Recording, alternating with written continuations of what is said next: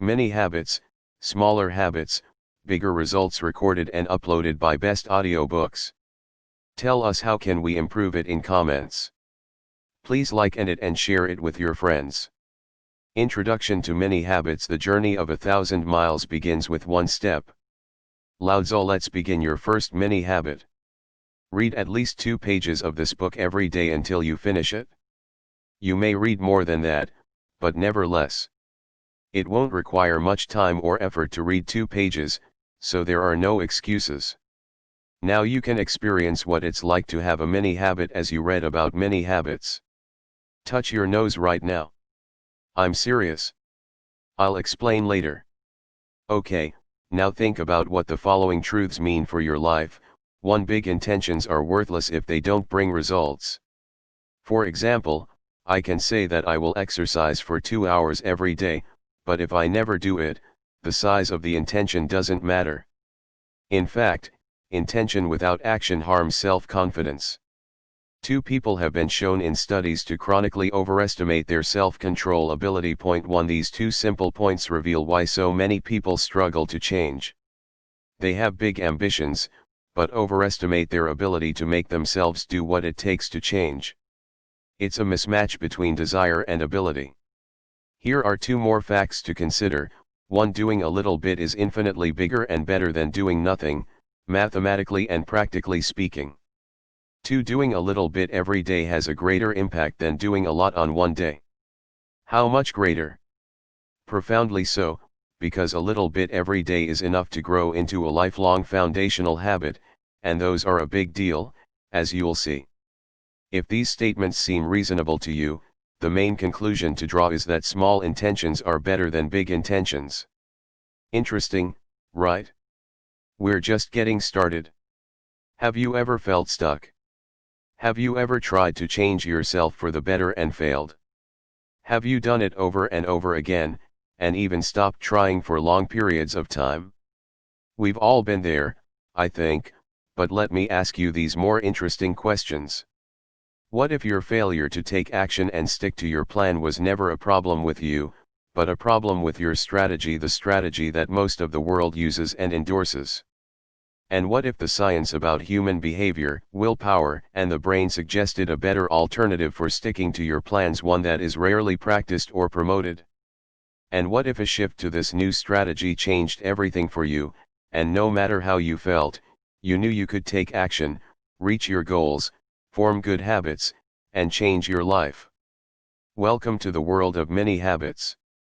It all sounds overblown, I know, but you just read my mini autobiography up there. This is the exact reality and the revelation that transpired for me starting in late 2012. The previous 10 years of my life were a constant search and struggle to grow, with disappointing results. But then I tried something that produced a breakthrough unlike I had ever experienced before, so I scrambled to understand exactly why this odd strategy works so well, and I was, and am still, amazed at how everything fits together. And now here's this book. We're quick to blame ourselves for lack of progress, but slow to blame our strategies. Then we repeat them over and over again, trying to make them work.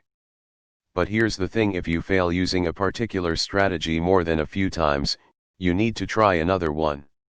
It doesn't matter if it works for everyone else if it doesn't work for you. This is a lesson I wish I had learned years ago. I asked you to touch your nose earlier because I wanted you to prove something to yourself. First, notice that there's no reward for touching your nose. Second, consider that you did it anyway because you can. If you didn't do it then, do it now so the following words apply to you, or choose another small action if you're one of those stubborn types. You were able to touch your nose because the resistance you felt was not stronger than your willpower. Congratulations. You are now many habits approved.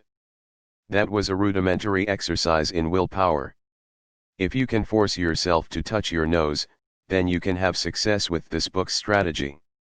I'm not joking.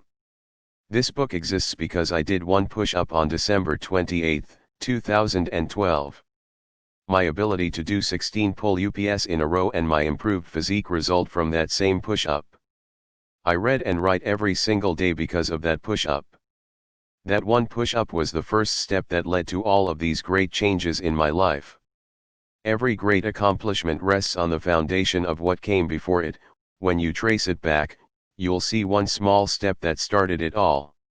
Without that one push-up, I'd still be struggling to get motivated to go to the gym, and to read and write consistently. That push-up led me to discover this new strategy, which turned into these great benefits. Are you ready to hear the story of the one small action that changed everything for me? How it began, the one push-up challenge. I'm thinking about naming it the Golden Push-Up. It was December 28, 2012, and the new year was near. Like many others, I reflected on 2012 and was not impressed. I wanted to live better in 2013, my top desire was fitness. I wasn't about to set a New Year's resolution, though I had decided against them years ago, because they have an abysmal 8% success rate. Point 2, I felt like I had better odds of winning in Las Vegas than in life. Ever since my later years of high school, I had tried to make exercise a habit. But for 10 years it never stuck, despite my efforts. Those aren't the types of results that instill confidence in oneself. My motivational bursts to change would usually last me about 2 weeks before I'd quit for one reason or another. Sometimes there was no reason, I'd just stop. Wanting to do something before the arbitrary January 1st starting point associated with resolutions, I decided to start by exercising right there on the spot for 30 minutes. But I stood motionless. I couldn't get motivated. I went through my usual get motivated routine. Come on, Steven. True champions put in the extra work. I tried listening to up-tempo music, visualizing myself with a great beach body, etc. Nothing worked. I felt out of shape, lethargic, and worthless to the point that I couldn't do anything. A 30-minute workout looked like Mount Everest. The idea of exercise was wholly unappealing. I felt so defeated, and I was. It wasn't just the time or the effort of a 30-minute workout that intimidated me, it was the total amount of work I needed to put in to reach my fitness desires. It was the vast distance between here and there. A year's worth of workouts weighed on my mind. I felt guilty, overwhelmed, and discouraged before I had even done anything. The turning point: months earlier, I had read a fantastic creative thinking and problem-solving book called Thinker Toys by Michael Michako. One of the creative thinking toys he talks about is called false faces. In false faces, you consider the opposite of what you're currently thinking, and see what creative ideas emerge from that. A crude example: instead of building a skyscraper, what if you built a structure deep into the earth? This generates creative ideas by forcing your mind to zoom out and see the spectrum of possibilities. I had a problem to solve, and this technique popped into my head, so I thought about the opposite of a 30-minute workout. Eating ice cream and watching TV would be one opposite of exercise. Then I considered that a full 30 minutes just seemed like such a huge challenge in that moment, i.e. Everest. Another opposite, I decided, could be the workout size. What if, instead of this big 30-minute commitment of sweat and discomfort, I did a single push-up? I would have no requirement to do more, just one push-up. It was the true opposite of my Mount Everest workout. I laughed off the idea, literally. How pathetic. One push-up isn't going to help anything. I really need to put in more work than that. But every time I switched back to my first plan, I couldn't do it. After I got tired of failing to do the 30-minute workout, I thought, whatever, I'll do one push-up. I got down on the ground, did one push-up, and changed my life for good. When I got into push-up position, I noticed it was exactly the same as the start to an actual 30-minute workout. I did my push-up, my shoulder popped, my elbows needed WD-40, it felt like my muscles were waking up from a 24-year nap. But I did a few more since I was already in position. Every push-up was an annoyance to my underused muscles and stubborn brain. As I stood up, I concluded that it was better than nothing. Mind you, I still felt like quitting at this point. But then I had the idea to set another small challenge of one pull-up. It was too easy to turn down. I got my pull-up bar set up and did one. Then I did a few more. Interesting, I thought, this is hard, but not as hard as I was making it out to be. My muscles were warming up. My motivation to do more had definitely increased, but it was so low to start with, and I was so out of shape, that I still had plenty of internal resistance. I continued on with the same strategy, going as small as necessary to continue. During one push-up session in my workout, I had to set 7 micro goals like so: okay, 1 more, okay, 2 more, now 1 more. Every time I baited myself with a beyond easy challenge, I met or exceeded it. It felt nice to hit my targets, however small. When I finished, I had exercised for 20 minutes, and felt great about it. Usually at this point in a workout, I'd complete a 10-minute of exercise video. But when the thought crossed my mind, my brain promptly shot it down like a bird crossing the screen in the video game Duck Hunt, saying, "You had your fun, but don't push your luck." You can probably guess what I did next. I decided to set up my floor mat. Brain accepted that. Then I decided to find an up video. Brain accepted. Then I decided to press play. 10 minutes later, my ABS were ablaze. It's important to note that these were individual decisions. At no point did I have the full weight of completing a 10-minute ab ripping program on my mind. If I had, I would have never done it. The day after I had turned one push-up into the impossible seeming 30-minute workout, I wrote the one push-up challenge. It turned into one of my most popular posts to date. I still receive messages from people telling me how it's helped them to exercise consistently. As 2013 went on, I continued to require one push-up per day from myself. Usually, I did more than one. But one day I forgot until I was already in bed. So I flipped over onto my stomach and did my one push-up in bed. I laughed at the thought of meeting the daily requirement at the last second. It sounds meaningless, but it actually felt amazing to succeed so easily and keep the streak alive. Later, I would see how important this was for my success. I noticed 2 things. First, just a few push-ups a day does make a difference in how you feel. I felt stronger and my muscles were better conditioned. Second, I realized that exercise was becoming habitual. Even with such a wimpy challenge, I was doing something every day. Regular workouts were becoming easier. After this positive experience, which lasted, I wondered if a scientific explanation existed for why stupid small steps work better for me than larger goals. Research showed that there are indeed answers, and you'll see them peppered throughout this book. There's no single study that says many habits are the answer. Instead, this philosophy of habit building rests on the shoulders of dozens of studies that have revealed the nature of willpower and the brain, and what it takes to take consistent action. Starting in late June, I made the jump from home to gym, and I've built a few pounds of muscle since then. On September 20th, I realized the potential of this formula for other areas of my life, such as reading and writing. I've amazed myself since then by increasing my writing output 4-fold and my reading 10-fold, all while staying in great shape. All of the things I've been wanting are happening now. I've even started eating mega salads just because I want to do it. When you invest in yourself in key areas like fitness and learning, you tend to do it in other areas too.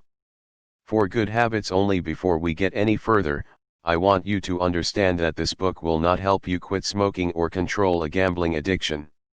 Many habits are for good habits only, adding positive behaviors to your life to enrich it for years. Breaking bad habits and making good habits do have the same goal: replacing a default behavior with a better behavior. With bad habits, your primary motivation for change is an away response from something bad. With good habits, your primary motivation for change is a toward response to something good. Many habits focuses on the toward response. Changing deeply rooted active bad habits like substance addiction involves a different psychological process and may require professional assistance. That said, if you're looking for a long-term play to help with passive bad habits such laziness, fear, or wasting time, then this book can help you tremendously. Passive bad habits can often be marginalized by incorporating good habits into your life. How can you continue with your bad habits if you spend all of your time on good ones? And honestly, adding good habits this way is pretty easy to do. Quick fixes are often bogus, but when you've literally been fighting against your brain for a decade, or more for some of you, then a strategy that works with your brain will be easy in comparison. With the right knowledge and strategy to change, what previously seemed impossible becomes rather straightforward and possible. It's like trying to open a locked door. It's only easy if you have the right key, or are a locksmith or thief, but now the analogy is too complicated. That said, those covered in darkness, probably because of their bad habits, need light in their life too. If your life is a complete mess of bad habits, adding in some good habits can change you. Darkness is not something that exists on its own, it's the name we give for the absence of light. Perhaps people have bad habits because they lack the light of good habits, which permits a dark void in their life. When you add good habits into your life, it illuminates another possible path, restores your confidence, and gives you hope.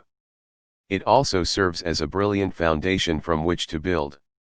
This information doubles as a life philosophy that demonstrates, explains, and celebrates that the first step forward is always the most important one, by far.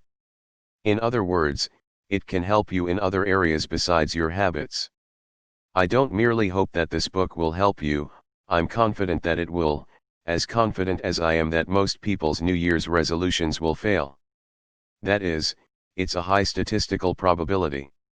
With many habits, you can join the ranks of people who change their lives in the most unbelievable way. A brief synopsis of many habits. Since I refer to many habits throughout the book, I want to briefly explain the concept. A mini habit is basically a much smaller version of a new habit you want to form. 100 push-ups daily is minified into 1 push-up daily. Writing 3,000 words daily becomes writing 50 words daily. Thinking positively all the time becomes thinking 2 positive thoughts per day. Living an entrepreneurial lifestyle becomes thinking of 2 ideas per day, among other entrepreneurial things. The foundation of the mini habits system is in stupid small steps. The concept of small steps is nothing new, but how and why they work have not been adequately dissected.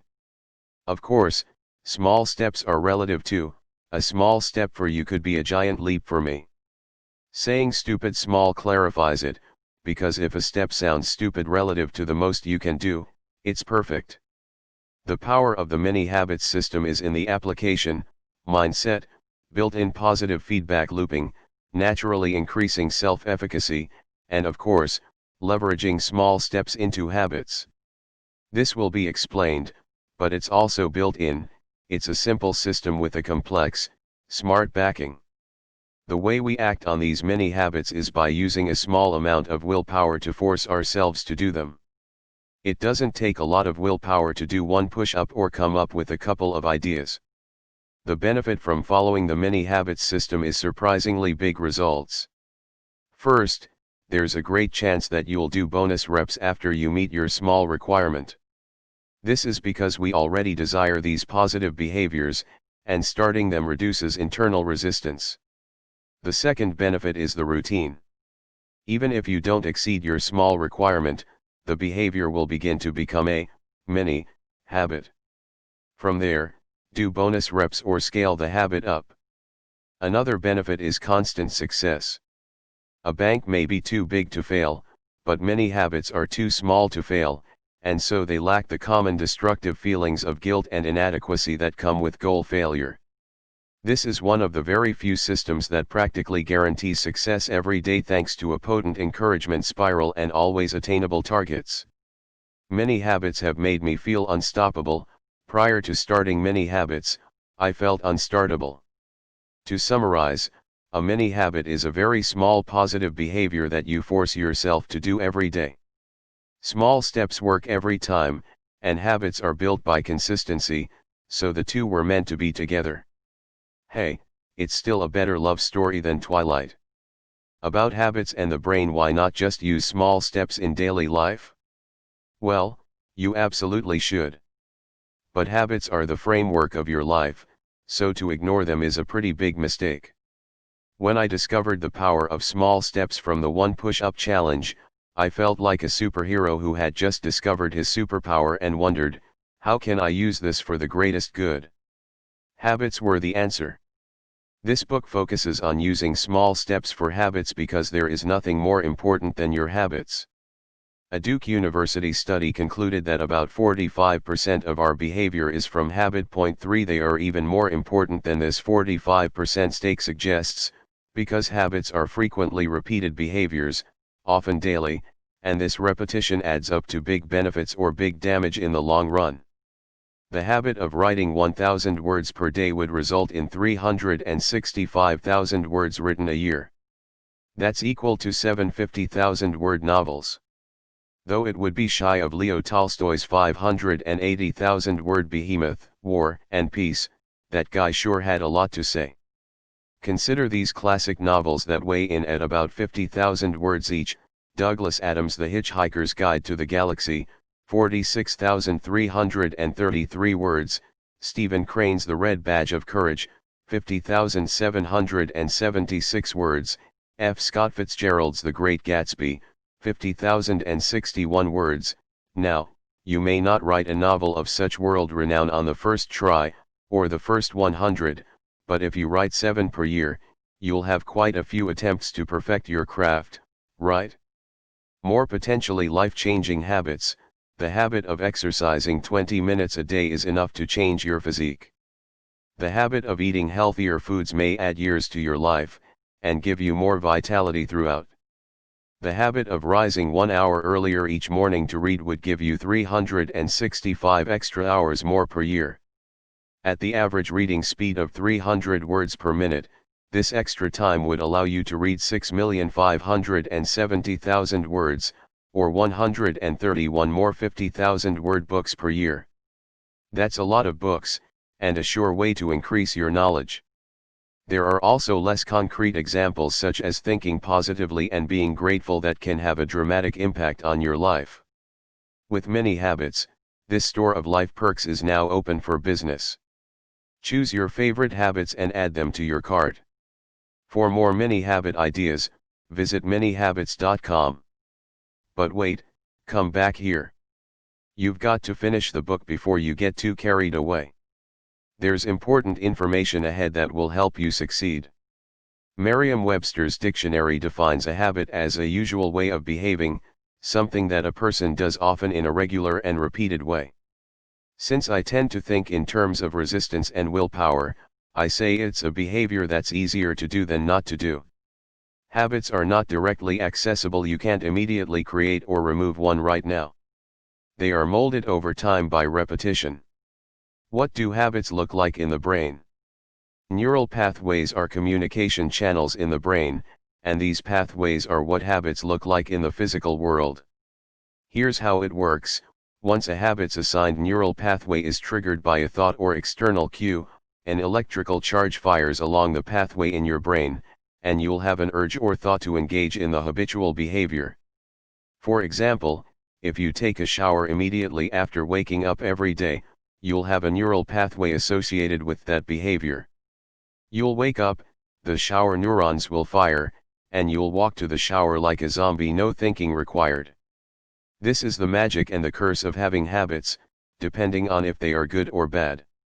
As a habit becomes more ingrained, the associated neural pathway will literally get thicker and stronger. Yikes! Knowing this information simplifies and clarifies our goal.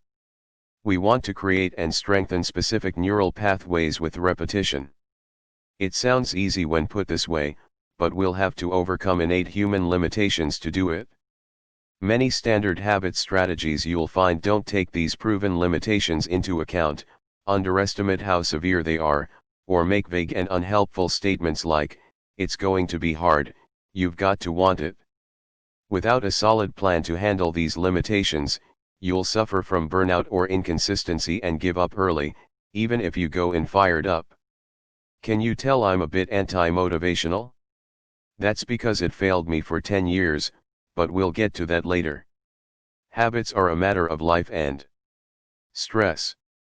While we're discussing the importance of habits, consider stress. Today's world runs at a faster pace than ever before, and we all seem to be more stressed out as a result. Life is imperfect, and it's impossible to navigate it without some stress. The question that most people never think to ask is, how does stress impact my habits? Stress has been shown to increase habitual behavior for better or worse. 2 experiments at UCLA and 1 at Duke University found that stress increased people's gravitation toward habitual behavior. Based on her study in the Journal of Personality and Social Psychology, Professor Wendy Wood argues, people can't make decisions easily when stressed, are low in willpower or feeling overwhelmed. When you are too tired to make a decision, you tend to just repeat what you usually do. 5. This holds true for both good and bad habits and is a crucial insight for their importance in our lives. Just imagine for a second now what can happen if your bad habits stress you out. It's the perfect recipe for a negative feedback loop.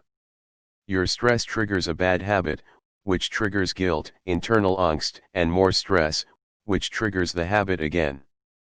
But now imagine what could happen if your habits are naturally stress relieving, such as exercise. In this case, your stress will chauffeur you to the gym, and the exercise will help you to relieve tension. The difference in impact on your life is mind-blowing, as one puts you in a positive position to succeed despite life's harsh occurrences, while the other constantly threatens to drop you into a negative spiral.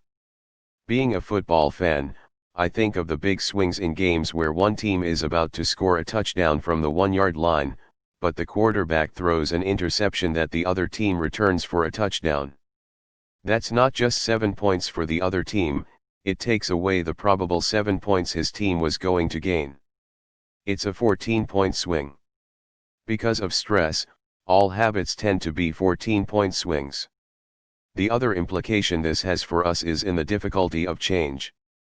Higher amounts of stress make it more challenging for us to change our lives. As Professor Wood says, you tend to just repeat what you usually do. If stress makes us run to our habits, then it also makes us run away from everything else, including that new positive behavior that we'd like to make into a habit. You can't see it, but I'm smiling right now. The standard habit formula crumbles when we're stressed because our existing habits get stronger, but the mini habits system won't fail you here. How long does it take to form a new habit?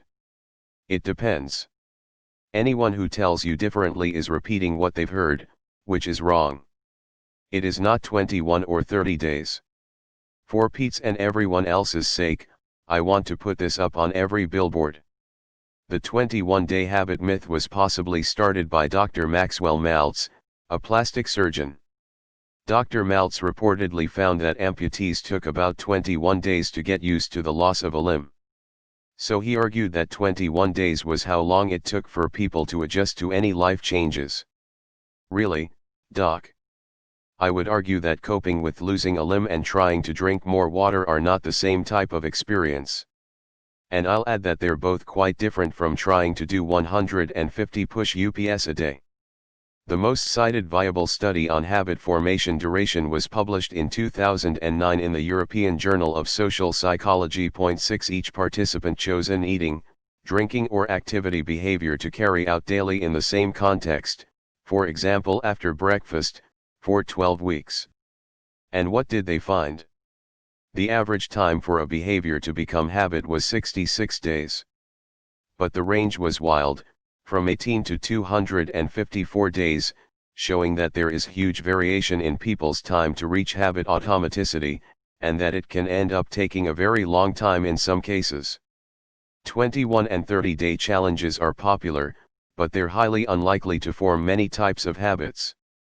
Drinking a glass of water every day could fall into the 21-day window, but something more challenging like 100 sit-ups daily could take a couple hundred days or more to become habit. That's the bad news.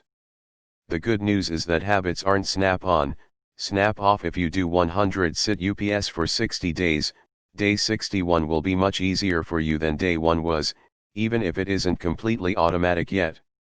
Building a habit is like riding a bike up a steep incline that levels out, peaks, and goes down. To start, you have to push with all the force your legs can muster. It gets progressively easier after that, but you must keep pedaling until you reach the top of the hill, or you'll go backwards and lose your progress. In my experience, the first sign of habit formation is decreased resistance, which makes perfect sense. Our mind communicates internally by sending electrical impulses through these neural pathways, and we know that electricity always takes the path of least resistance. Like this concept, our brain prefers to perform habits because they have existing pathways and known rewards. But new behaviors are unproven, risky, and have no neural pathway. So when you don't have a solid pathway for this behavior yet, you have to manually override the typical behavior. As you do it more, the baby neural pathway will start to grow, and over time, it will compete with the previous behavior. As for the process, it doesn't matter how long a habit takes you to form, because the goal is to do it forever anyway. Why would you want to exercise for 6 months and quit when you reached your goal? Wouldn't it be disheartening to regress after that point? What really matters is recognizing the signs of a behavior becoming a habit, after which you can switch your focus to something else and still maintain the behavior. One more interesting note from the 2009 study: researchers concluded that missing a day did not derail a habit. Physiologically speaking, one day didn't make or break the process. But psychologically, missing a day can be a problem if you let it. It's better not to miss a day, but keep this fact in mind: if you do, it might stop you from getting discouraged and losing your progress. How your brain works. I am a brain, Watson. The rest of me is a mere appendix. Arthur Conan Doyle, Sherlock Holmes, The Adventure of the Mazarine Stone. In this chapter, I've taken the liberty of slicing the brain up into two different entities: the subconscious brain and the conscious brain. The brain is far more complex than that, with many parts, but for our purposes, this is sufficient. Let this next point seep into the deepest depths of your mind and lodge there permanently. Never forget this: repetition is the language of the subconscious brain. Hint: if you repeat it, you won't forget it. And there's the first and last brain joke. The goal in creating habits is to change your brain with repetition. But the brain will resist changes unless they reward it handsomely. So really, the two keys to habit change as far as the brain is concerned are repetition and reward. It will be more willing to repeat something when there is a reward. Have you ever driven a car without power steering? You have to turn the wheel several rotations just to get a small response from the car. Our brains respond to change like cars without power steering. Each iteration results in a negligible difference, but repeated consistently, these small alterations can create a big change in your brain and your life. Your subconscious brain loves efficiency. This is why we have habits. When you repeat a behavior over time, your brain learns to automate the process. It's more energy efficient to automatically do something than to manually weigh your options and decide to act the same way every time. When you make a decision very quickly, it is probably from habit, even if you think you're actively deciding. In a way, you made the decision a while ago. Choosing your favorite ice cream flavor is one example.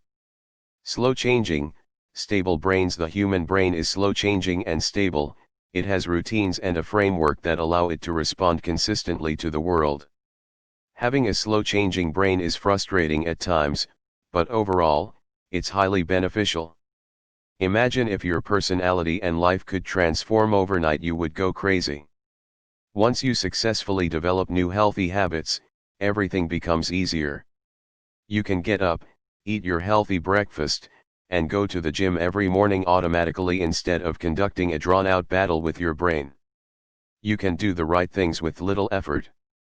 For many, this feels like a daydream. They only know the dark side of stability, how the brain compels them to eat junk food, watch TV, smoke, and bite their nails. But good habits are as amazing as bad habits are dreadful. I know exercise is a habit for me because my identity has changed with it. It would feel odd and unsatisfying in a that's not me kind of way if I didn't go to the gym a few times per week. Last year, however, my identity was as a person who did just enough to stay in average shape. Both scenarios emerge from habit. Since 45% of our behavior is automatic regardless of what we do, we might as well make it beneficial to our lives and goals. In order to do that expertly, we need to understand the two primary players in the brain. A stupid repeater and a smart manager. Most of your brain is stupid. Well, not yours specifically. A certain part of every human brain is stupid, in the sense that it doesn't consider lung cancer while you smoke or the perks of great abs before you exercise. Worse, this is the strong part of your brain that usually gets its way long term. It recognizes and repeats patterns until told otherwise. It's called the basal ganglia. There is another section of your brain, however, that is really smart. It's called the prefrontal cortex and it's located behind your forehead. It's the manager that understands long-term benefits and consequences, and thankfully, it has the ability to override the basal ganglia. It handles short-term thinking and decision-making too. Just now, we've covered the two critical tools involved in habit change: the basal ganglia and the prefrontal cortex. I like the way psychologist Dr. David Noel differentiates the prefrontal cortex from the rest of the brain. He says that everything except the prefrontal cortex determines what is, and the prefrontal cortex focuses on what could be. The only way to create habits is to teach the rest of your brain to like what the prefrontal cortex wants. The prefrontal cortex is what resists chocolate cake, if at all possible, wants to learn French, wants to be fit, and would like to write a book someday. It's the conscious part of your brain that you'd identify as you. But the problem is that it tires out easily. Perhaps more accurately, because its functions are so powerful, it's an energy hog that tires you out. And when you tire out, or are stressed, as we covered, the repetitious part takes over. The basal ganglia isn't conscious or aware of higher-level goals that are unique to humans. But it is an efficient pattern repeater that saves us energy. So while it may not be intelligent like the prefrontal cortex, it is an incredibly important part of the brain. And once we train the basal ganglia to do positive behaviors automatically, we're really going to love it. This is the system we all have to work with. It sounds poorly designed at first, as the smart prefrontal cortex has less stamina than the thoughtless, repeating basal ganglia does, but it's actually brilliant when you know how to work it. How do clever weaklings ever overcome their dumb, strong counterparts? I'll give you a hint: it's not through brute physical force. I'm sure you already know that, perhaps because you are now recalling the failed attempts of your conscious mind to control your subconscious mind by brute force or willpower. The answer, of course, is to employ smart strategies to overcome the prefrontal cortex's natural weaknesses. The prefrontal cortex, your defense against automated behavior. In order to understand the prefrontal cortex better, we're going to look at what happens when it's gone. How does a brain operate without one? Not well. The upcoming study shows what the prefrontal cortex does, as well as what the rest of the brain does. When you remove something, you can see the impact of what it did and also how the parts operate without its influence. François Lhermitte was a French neurologist who examined patients with damaged frontal lobes. What he found in the following study was evidence that the brain's operation changes drastically without its manager, the prefrontal cortex, which is part of the frontal lobes. 7. There are two groups of interest in Lhermitte's study: people with damaged frontal lobes and people with healthy frontal lobes. In the experiment, the subjects would sit across from an examiner, who asked interview-style questions. The examiner's task was to display indifference to the interviewee, refuse to respond to their questions, and occasionally perform random and puzzling gestures.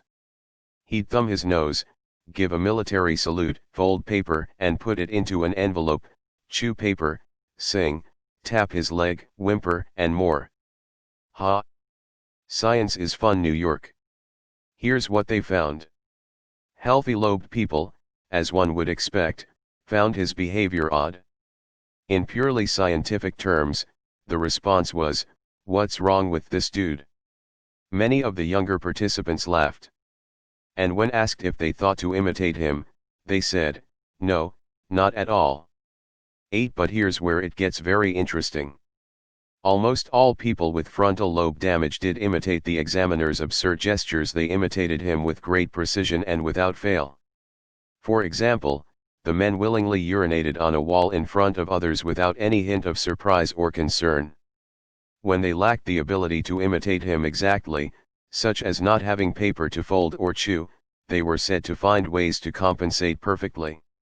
9. From the study, when interviewed after an examination, all damaged lobe patients could remember the examiner's gestures and, when questioned as to the reason for their imitative behavior, replied that because the examiner had made the gesture, they felt they had to imitate him. On being told that they had not been told to imitate the gestures, their answer was that obviously since the gestures had been made, they must be imitated. After being told not to imitate, most patients displayed the same imitation behavior. 10. Those with damaged frontal lobes couldn't help but imitate the interviewer, even when asked not to. With damaged frontal lobes, it appears people lose the ability to make override decisions over their subconscious mind. The subconscious is almost like a different entity, a machine. Also interesting is that the normal participants forgot some of the gestures of the examiner, but those with damaged frontal lobes remembered every single one. This suggests that the presence of healthy frontal lobes, which again, contain the essential prefrontal cortex, steals some of our focus away from subconscious pattern recognition and can inhibit or initiate behavior. This is why we call it the manager. It oversees automated operations and steps in when it sees something that could be done better. Now for the flip side, what happens when it's the basal ganglia that isn't functioning properly? The basal ganglia, your pattern detector. Your brain's basal ganglia is technically a group of nuclei that act as a single unit, and plays a central role in habit formation and procedural learning. But research also indicates that the brain's many systems interact with each other in complex ways, and the basal ganglia can't necessarily be isolated as being the habit part of the brain. 11. Neuroscience, while helpful, cannot completely explain exactly how the brain works. That's not to say it's deceitful or inaccurate, but rather a small glimpse into a big mystery. The brain's workings are so intricate and complex that modern science still has a lot to learn. That said, knowing the basal ganglia is the main player in habit formation is useful. When combined with experience, experimentation, and good sense, our limited knowledge of the brain's workings is a powerful ally for personal growth. Lermite's study on people with dysfunctional or damaged frontal lobes showed us the importance of the executive function of the brain, which can prevent us from robotically doing undesirable things. But what happens when it's the basal ganglia that's damaged or functioning improperly? There's a study on that too. It suggests that a damaged or malfunctioning basal ganglia causes you to lose your ability to have any habits. 12. Researchers gathered people of 3 classifications: healthy people, Parkinson's disease patients, and those with memory problems. Parkinson's disease patients are those whose brains struggle to deliver the neurotransmitter dopamine to the basal ganglia due to cell death. This causes dysfunction of the basal ganglia. Participants were given 4 cards with random shapes on them, and asked to predict whether each card meant rain or sunshine. It would be very difficult to consciously form relationships between the cards and results, but there was a subtle pattern that could be picked up subconsciously. There were 50 trials, and after about 10 trials, both normal participants and memory loss participants gradually improved their guessing percentage from 50% to 65–70%. Their subconscious mind picked up the patterns that suggested rain or sunshine. The Parkinson's disease participants, however, did not improve from 50%. Without a healthy basal ganglia, their brain couldn't detect patterns, and thus, it would be hard for them to develop new habits. From these studies, we can see the brain is, in vastly oversimplified terms, a two-part system of executive decision-making and pattern recognition for automated behaviors. The management functions of the prefrontal cortex can be dynamic and responsive, but they use up a lot of energy and willpower. The automation functions of the basal ganglia are effective and efficient. They save us energy and take care of tasks that don't need constant monitoring. This leads into the next important consideration: how do we get ourselves to do things consistently with these two brain components?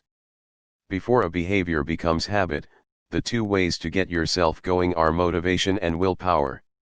Before you read this next chapter, say your final goodbyes to motivation, because you're not going to need it anymore.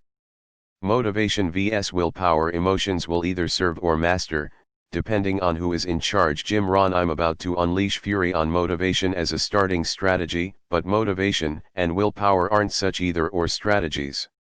They have an important relationship with each other that the chart below shows. The basic premise of this chapter is not that motivation is a bad thing, but that it's an unreliable strategy for lasting change.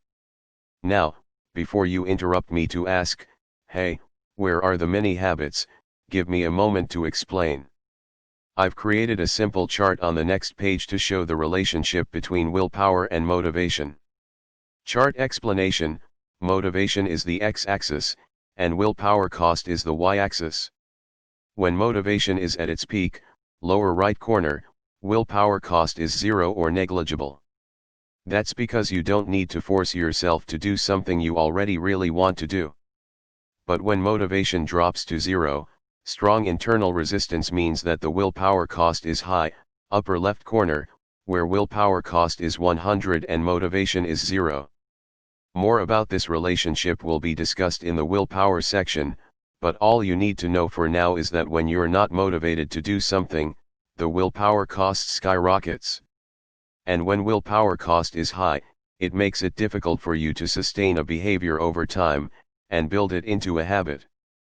Now, let's take a hard look at getting motivated, which dominates self-help literature despite being completely ineffective long-term. The many problems with getting motivated. Does getting motivated work? The answer is a maddening sometimes. At times, you can conjure up the motivation to exercise or write 2,000 words, but other times, you might end up taking a nap, watching TV, or drinking beer instead. This is a huge problem because if getting motivated is your strategy, you can't build habits. We know that habits require consistent repetition. It wasn't until the 10th trial in the prior study that participants' brains picked up the pattern, and behaviors take much longer than that to be recognized. Don't get me wrong here. Motivation is an important feeling with many benefits. But think of it as a bonus, something nice when it appears. I know it's possible you currently rely on getting motivated, so this next section's aim is to convince you to drop it. I genuinely want you to disown the concept for your own good, and here are the reasons why. Motivation is unreliable. Motivation is unreliable because it's based on how you feel, and we've known for centuries that human feelings are fluid and unpredictable. Many things can alter your feelings: an event, blood sugar levels, depression, chemical fluctuations, hormones, health, external stimuli, energy levels, beliefs, and cat vomit. In other words, anything can alter your feelings. Do you really want to place your hopes on something so volatile? The number one rule of any foundation is that it must be solid. Motivation is like building a house on liquid. Don't you dare mention houseboats, it ruins the analogy. Everyone has off days when energy is a bit lower. That means your motivation to do productive things will be lower too. This strategy makes us resort to things like motivational videos, articles, self-pep talks, and other short-term boosts. And think about this, with a get motivated strategy, not only do you have to be motivated to do something, but you have to be most motivated to do it. So, to get motivated to exercise, you would have to want to exercise more than you want to eat chips and watch TV. You'll only succeed sometimes. The activities that are good for us, eating raw broccoli, running 8 miles, and then eating more broccoli, are not the kinds of things that are easy to get motivated to do. The short-term rewards of raw broccoli and exercise have a really hard time competing with ice cream on the couch while watching a movie.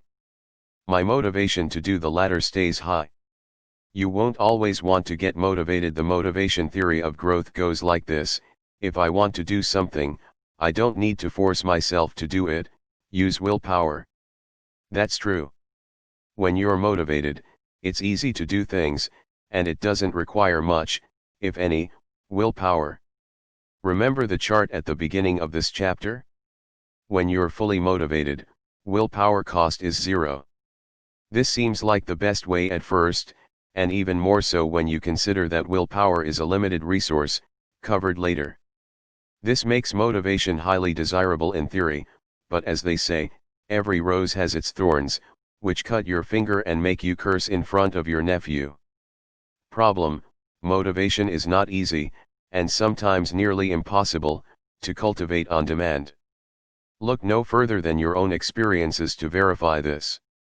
How easy has it been to motivate yourself when you're tired, sick, have a headache, feel off, or just really want to do something else more fun?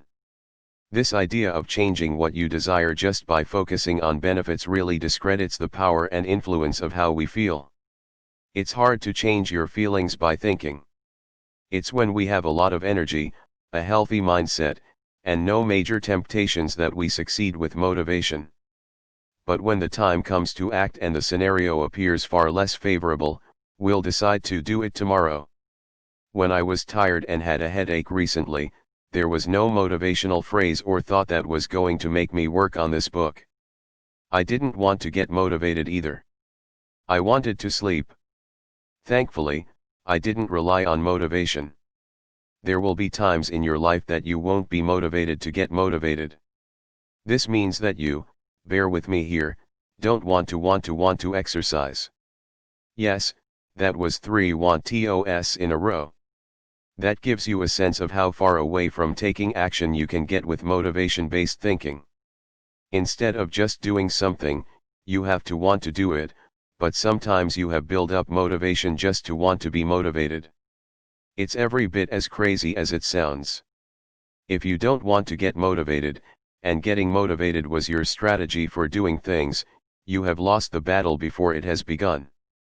And your habits will die young.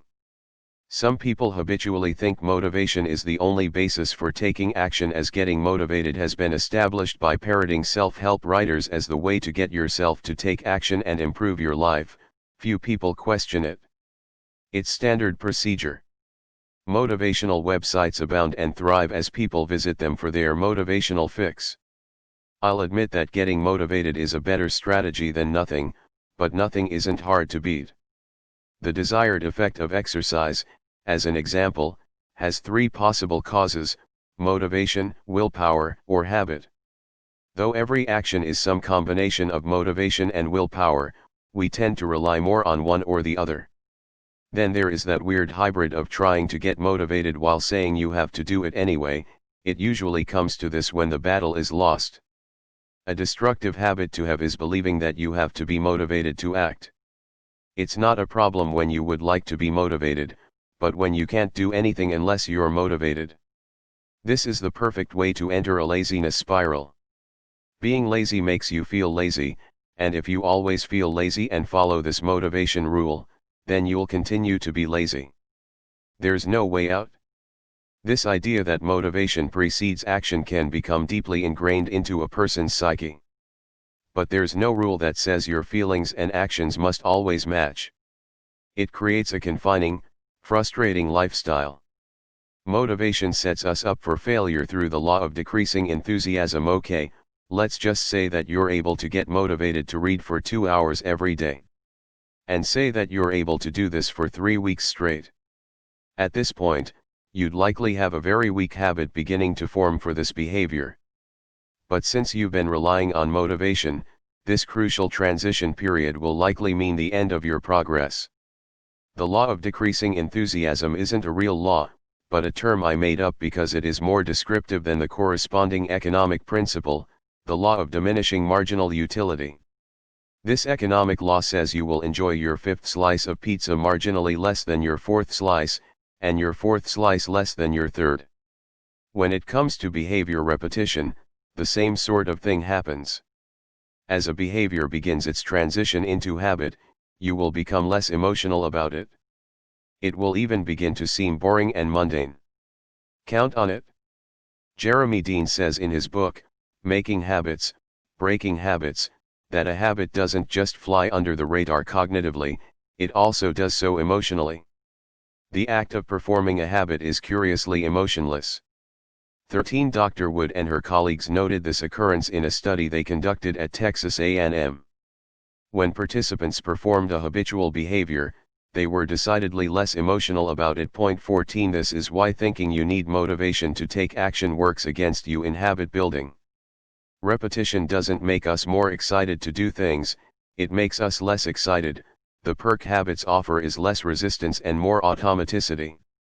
Dean says, the fact that habitual behavior doesn't stir up strong emotions is one of its advantages. 15 That's true, because anything dependent on human emotion is completely unreliable. The initial excitement of starting something is an ally at first, but it becomes a formidable enemy when it fades and makes you wonder if something is wrong. You greatly reduce this risk, however, by not relying on your motivation and feelings in the first place. It's great to be enthusiastic, but let's assume that mindset as a bonus, rather than the cue for taking action. It's better to do something because you choose to do it, a solid foundation that does not fluctuate wildly. Lack of enthusiasm after some time is counterintuitively a positive sign that control is moving to the more stable and automated basal ganglia. This predictable enthusiasm decrease is one reason why you see so many people drop their exercise plans after January. Despite their success exercising, they'll notice, I'm not feeling motivated anymore, and stop going. Perhaps if they understood why they didn't feel motivated anymore, they'd be encouraged and continue. As a main strategy, motivation might be good enough to get you by in life, maybe, but it's a poor choice compared to willpower. While willpower is the best strategy, most people don't know how to use it and drain their willpower reserves quickly. Despite everything I just said, don't worry, you can still enjoy your routines very much. You'll always be a human with feelings and emotions. I'm not asking you to never feel again. I'm asking you to never let your feelings stop you again. Why willpower beats motivation? Now that I bashed motivation, I'm going to tell you how to get more of it. Contradiction. No, the reason I don't like motivation isn't because it's bad.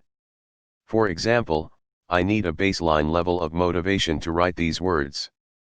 But motivation, through no fault of its own, has been masqueraded about town as the solution to personal growth. It's like if I told you carrots cured cancer. Carrots are good for you, but they won't likely cure anyone of cancer. So now this good thing, carrot, has been made into an enemy of the truth and is deceiving people. In this way, motivation is an evil carrot. The mini habits willpower strategy is very conducive to motivation, which again, is good, but unreliable. I've found that by using willpower, motivation becomes more reliable. Motivation comes fast when you take action first. There are 3 reasons why forcing yourself to take action with willpower is far better than trying to get motivated. Willpower is reliable. Unlike motivation-based techniques, willpower is extremely reliable. If you force yourself to do something no matter what, that's dependable. Of course, that's only if you can force yourself to do it. And it just so happens that these next 2 advantages of willpower make it even more reliable. Willpower can be strengthened. Unlike motivation, willpower can be strengthened like a muscle. Leading self-control researcher Professor Roy Baumeister found in 1999 that students who had exercised their willpower to improve their posture for 2 weeks, showed a marked improvement on subsequent measures of self-control compared to those who hadn't worked on their posture. 16 Another study found that a 2-month aerobic exercise program resulted in improvements in other unrelated self-control activities. 17 This is self-improvement gold. These studies suggest we can strengthen our very ability to improve ourselves. But if something neither works the first time nor any time after, then you're spinning your wheels by continually trying. Motivation works sometimes, so it's tricky to evaluate. But if you look at your long-term results using motivation, you might see that it isn't working consistently. Motivation is not something that's easy to improve either, because when your dog dies, your mood will darken. When you're tired or in a bad mood, you won't feel like exercising. You can, however, improve your ability to take action despite feeling resistance due to emotional trauma, lack of confidence, bad moods, or low energy levels. This is willpower. Willpower strategies can be scheduled. If you rely on motivation, you will have a difficult time sticking to a schedule. When it's time to write, who knows if you'll be motivated or not? It's unpredictable and not calendar friendly. Using willpower, though, you can schedule an activity and do it whether you are motivated at the time or not. This allows for consistency, which is both habit and calendar friendly. Habits aren't made from a general plan to write when you can or exercise when the stars align. You've got to put the task on your calendar and do it, and that requires willpower. The big question remains: how can we maintain consistent success using willpower? To answer this question, let's summarize what science tells us about willpower and take it from there. How willpower works. It used to be believed that willpower was an unlimited resource of, well, will. The idea was that if you wanted something enough, you would always have enough willpower to make yourself get it. That idea changed when Baumeister conducted a somewhat cruel study in 1996. It started with 67 people in a room, which was promptly saturated with the tempting smell of freshly baked chocolate chip cookies. Then they brought the cookies and other chocolate treats into the room. Here is the cruel twist: only some of the participants were given chocolate treats to eat. Others, God help them, were given radishes to snack on instead. Even as a person who loves snacking on raw radishes, I feel their pain. Scientists from the study humorously noted that quite a few of the radish eaters appeared to exhibit clear interest in the chocolates, to the point of looking longingly at the chocolate display and in a few cases even picking up the cookies to sniff at them. Ibid. 255, as I said, cruel. After this, chocolate and radish participants alike were given a puzzle to solve. Those who ate radishes spent less than half the time attempting the puzzle as those who had consumed chocolate, and they attempted to solve it fewer times before giving up. It appears that having to eat radishes instead of cookies drained their will to continue struggling with the puzzle. Baumeister named this phenomenon ego depletion. There have since been dozens of studies verifying the results from this groundbreaking study. Decisions drain willpower too. Don't just blame the radishes. A self-control study found people who made a difficult decision earlier in the day were more likely to cave into a temptation later, showing a decrease in self-control. 19 It seems that big decisions share the same pool of energy as our willpower. I imagine that anything that uses the prefrontal cortex could have this effect, because the prefrontal cortex handles short-term memory and current thinking. But you wouldn't typically think that making a tough decision could adversely affect your ability to resist ice cream or force yourself to exercise later in the day. This means one thing: we've got to maximize our self-control reserves to be effective at changing ourselves. I include this just to show how other things can undercut our willpower reserves, making the philosophy behind many habits even more important. An important meta-analysis of willpower. A meta-analysis is a study of studies that attempts to extract important conclusions from the body of related work on a given topic. This helps to smooth out possible aberrations from individual studies. If something holds true over dozens of properly conducted studies and thousands of participants, there's a very high probability of that data being reliable, illuminating, and useful. In 2010, a meta-analysis of 83 studies was done on ego depletion. 20 Ego depletion essentially means the same thing as willpower or self-control depletion, so I will use these terms interchangeably. From this meta-analysis, the 5 biggest factors found to cause ego depletion were effort, perceived difficulty, negative affect, subjective fatigue, and blood glucose levels. These factors, then, are the 5 biggest obstacles that keep us from sustaining success with a willpower-based strategy. What do we do once we've exhausted our willpower? Is all hope lost then? According to the analysis, motivational incentives, training on self-control tasks, and glucose supplementation promoted better self-control of ego-depleted people. IBID. This gives us a wealth of information about how best to manage willpower. Here is an important motivation and willpower recap to set up this next part about the many habits strategy for adding healthy habits to your life. New, or non-habit, behaviors are started by using motivation or willpower. Motivation isn't reliable, so it can't be the strategy for building habits. Willpower is reliable, but only if you don't run out of it. There are 5 main causes of willpower depletion: effort, perceived difficulty, negative affect, subjective fatigue, and blood glucose levels. If we can successfully overcome these 5 hurdles, we should find success. In the next chapter, we'll discuss how many habits fit everything we've covered so far, starting with these 5 main causes of willpower depletion. The strategy of many habits: it's not what we do once in a while that shapes our lives. It's what we do consistently. Anthony Robbins. The many habits strategy is forcing yourself to take 1 to 4 stupid small strategic actions every day. These actions are too small to fail, and too small to skip for special occasions. They serve dual purposes: to spark you to do more, and to become many habits. Now we'll look at how the many habits strategy generally applies the principles we've learned thus far. The specific step-by-step instructions of the many habits strategy come 2 chapters after this one. Using willpower the many habits way. There was a study on ego depletion that found some correlation between believing willpower is limited and willpower becoming limited. Point 21. Those who didn't believe their willpower had a limit appeared to last longer in ego depletion activities. At first, this appears to be a strike against having many habits, because they're designed around the assumption that willpower is limited, as shown in the meta-analysis. But let me explain why many habits are a fail-safe against either scenario.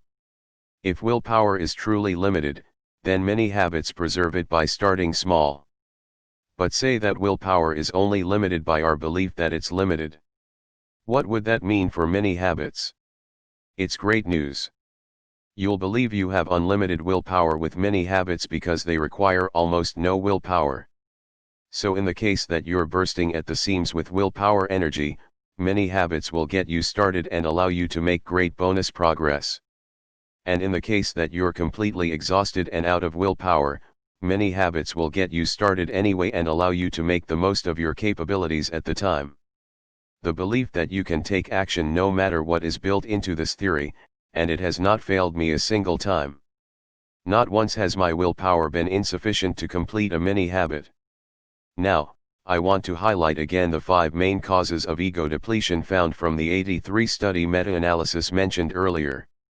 The biggest 5 ego depletion drains were found to be, in no particular order: effort, perceived difficulty, negative affect, subjective fatigue, blood glucose levels. Let's examine how all 5 of these willpower threats are mostly or completely nullified by many habits. Effort. Many habits require very little actual effort. You're going to be doing 1 push-up, writing 50 words, reading 2 pages, or other very easy tasks. The subsequent bonus effort from overachieving is variable, meaning some days will be more productive than others. This is a natural structure that greatly reduces the chance for burnout. I've often planned to write 50 words and written 2,000 words. Other times, I've written closer to 50 just to meet the requirement. The many habits system is both rigid and flexible in strategic places. It's rigid in the beginning, forcing you to start, but it's flexible after that, allowing you to decide how much extra you want to do. The initial effort requires hardly any willpower. Result with many habits: very little ego depletion. Perceived difficulty. Many habits have almost zero perceived difficulty by design, a primary benefit that compounds when you do extra. Remember when I talked about the big mountain that my 30-minute workout was to me? That workout had a very high perceived difficulty. My sense of the difficulty was greater than the actual difficulty. but when I decided to start with one push-up and continued in that fashion, the perceived difficulty dropped substantially. Setting many goals is the best way to drop the perceived difficulty in any project. Once you start and are free to continue, your perceived difficulty will be much lower due to the psychological impact of having already started. Just like in physics, the greatest inertia comes before the start of motion. Once you're in motion, everything gets easier as a result of momentum and increased motivation. Starting, even in a small way, also brings your mind into reality, and this is important. Before you take action, your mind can only imagine what a particular behavior would be like. My initial projection of a 30-minute workout was like scaling Mount Everest. It was wrong. When it comes to activities that require physical or mental effort, it's extremely common to overestimate how difficult they are. After I completed my 30-minute workout from force starting with one push-up, I realized how absurd my initial perceived difficulty was. Result with many habits, very little ego depletion, even as you continue beyond your original target. The reason starting is the hardest part is because it carries the brunt of the weight of the commitment. Once we start, we feel as if we need to finish our original intention to count it as a success. This is why we tend not to start a project that intimidates us. We'd rather not start if we won't finish. This is why many habits are so easy. The total intention is so small, there's no risk of quitting too early. By starting small and entering the reality of doing the work, your mind will see that one small step is not as difficult as it first seemed, and that taking the next step isn't difficult either. Negative affect simply means the experience of unpleasant feelings. It clearly played a role in the chocolate and radish study. Participants were tempted by the sight and smell of chocolate and were given the less desirable radishes. Being tempted with chocolate only to be denied even a taste was a very negative experience, perhaps more than we'd think. Imagine someone presenting you with cookies and then withholding them. Oech. As many habits are for adding good things, negative affect is less relevant unless your action is directly replacing another pleasure. Eating radishes alone won't deplete willpower, for example, but when juxtaposed against chocolatey goodness, you bet they will. Result with many habits, typically no ego depletion.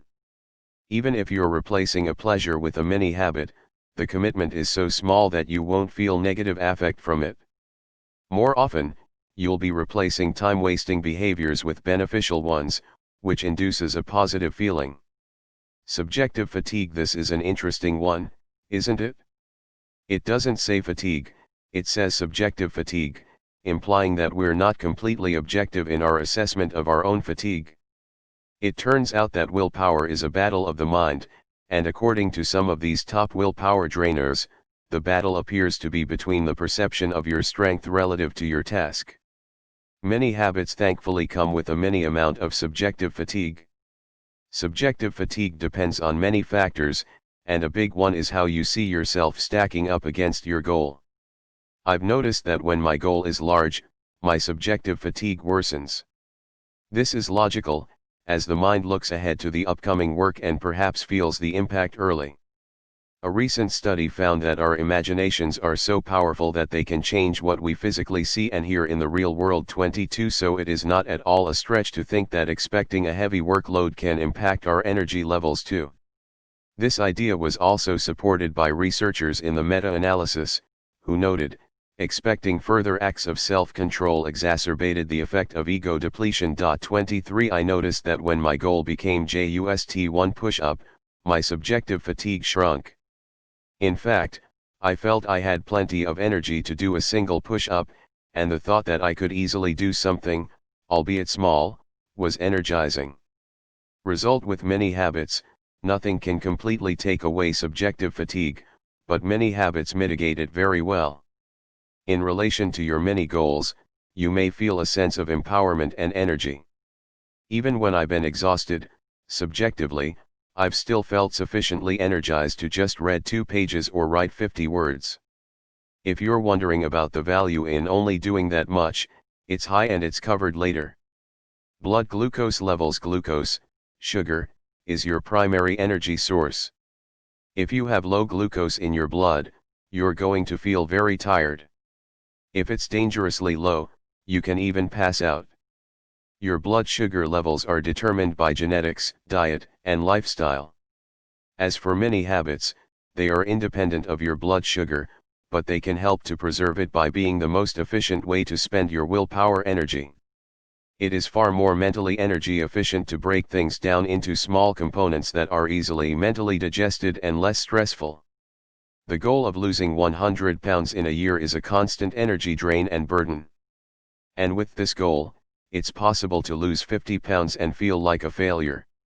Why would anyone be interested in that? One workout feels like a drop in the bucket, and it is in the grand scheme of your massive goal. It's hard to feel good after a workout when it represents almost nothing compared to your goal. With many habits, though, willpower is preserved as much as possible. Every step you take feels like success, and going beyond your goal feels even better than that. It's a system that makes you feel like a winner, because people who feel like winners act like winners. Result with many habits, while blood sugar levels are independent of many habits, the fact that they are energy efficient, willpower efficient, and empowering psychologically, preserves blood sugar as much as any goal/habit strategy could. And if you're tired from low blood sugar, many habits give you the best chance to take action anyway. How many habits expand your comfort zone? Right now you have a comfort zone. Imagine it as a circle. You're most comfortable inside of this circle, but outside of it are some of your desired goals. Outside the lines, you might see yourself physically fit and weighing less. You might envision books you've written or books you'd like to read, a happier version of you with fewer negative thoughts, a version of you who cooks more meals at home, or whatever else you're interested in improving. These are outside of your comfort circle because they require some discomfort to achieve, due to straying from your basal ganglia's current routines. The common way people go about this change is diving in and trying a whatever it takes to succeed strategy. This is like sprinting well outside of your comfort circle and fighting to stay there. That's when your subconscious brain says, "This is interesting, but I'm really uncomfortable with this huge change," and it forces you back inside your comfort circle when your motivation and willpower can no longer support you out there. Many habits are like walking to the outer edge of your circle and taking one step outside of the boundaries. You're in less comfortable territory here, but not by much, because you know taking one step back will put you back inside your comfort circle. And maybe for the first few times, you will step right back inside your comfort circle, only meeting your mini requirement.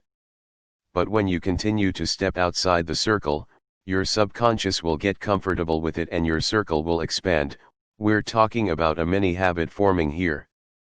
This expansion, unlike the sprints in the prior example, can permanently change your boundaries, and it is the magic bullet of many habits.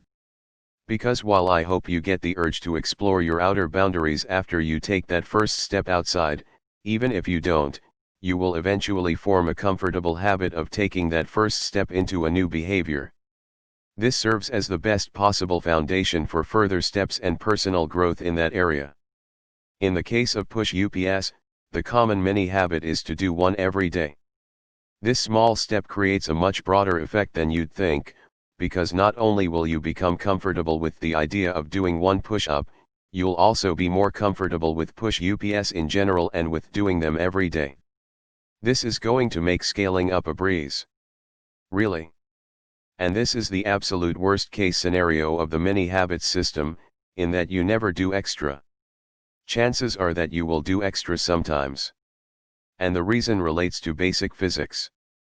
Newton's first law states that 1. An object that is at rest will stay at rest unless an external force acts upon it. 2. An object that is in motion will not change its velocity unless an external force acts upon it. Can you see how this relates? Once you take that first step, you are officially in motion.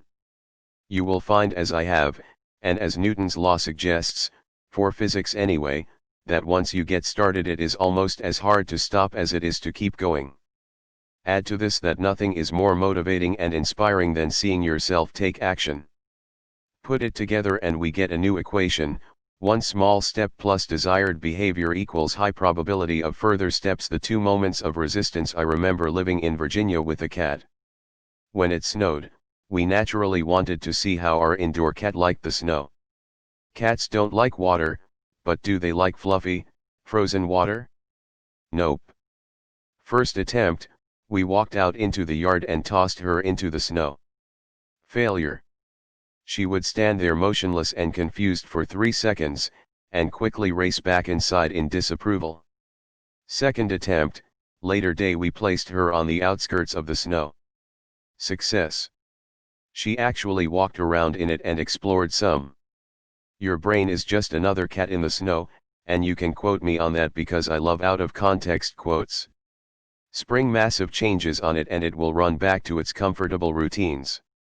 But introduce changes gently and in small doses, and it just might be curious, not scared, to explore them more.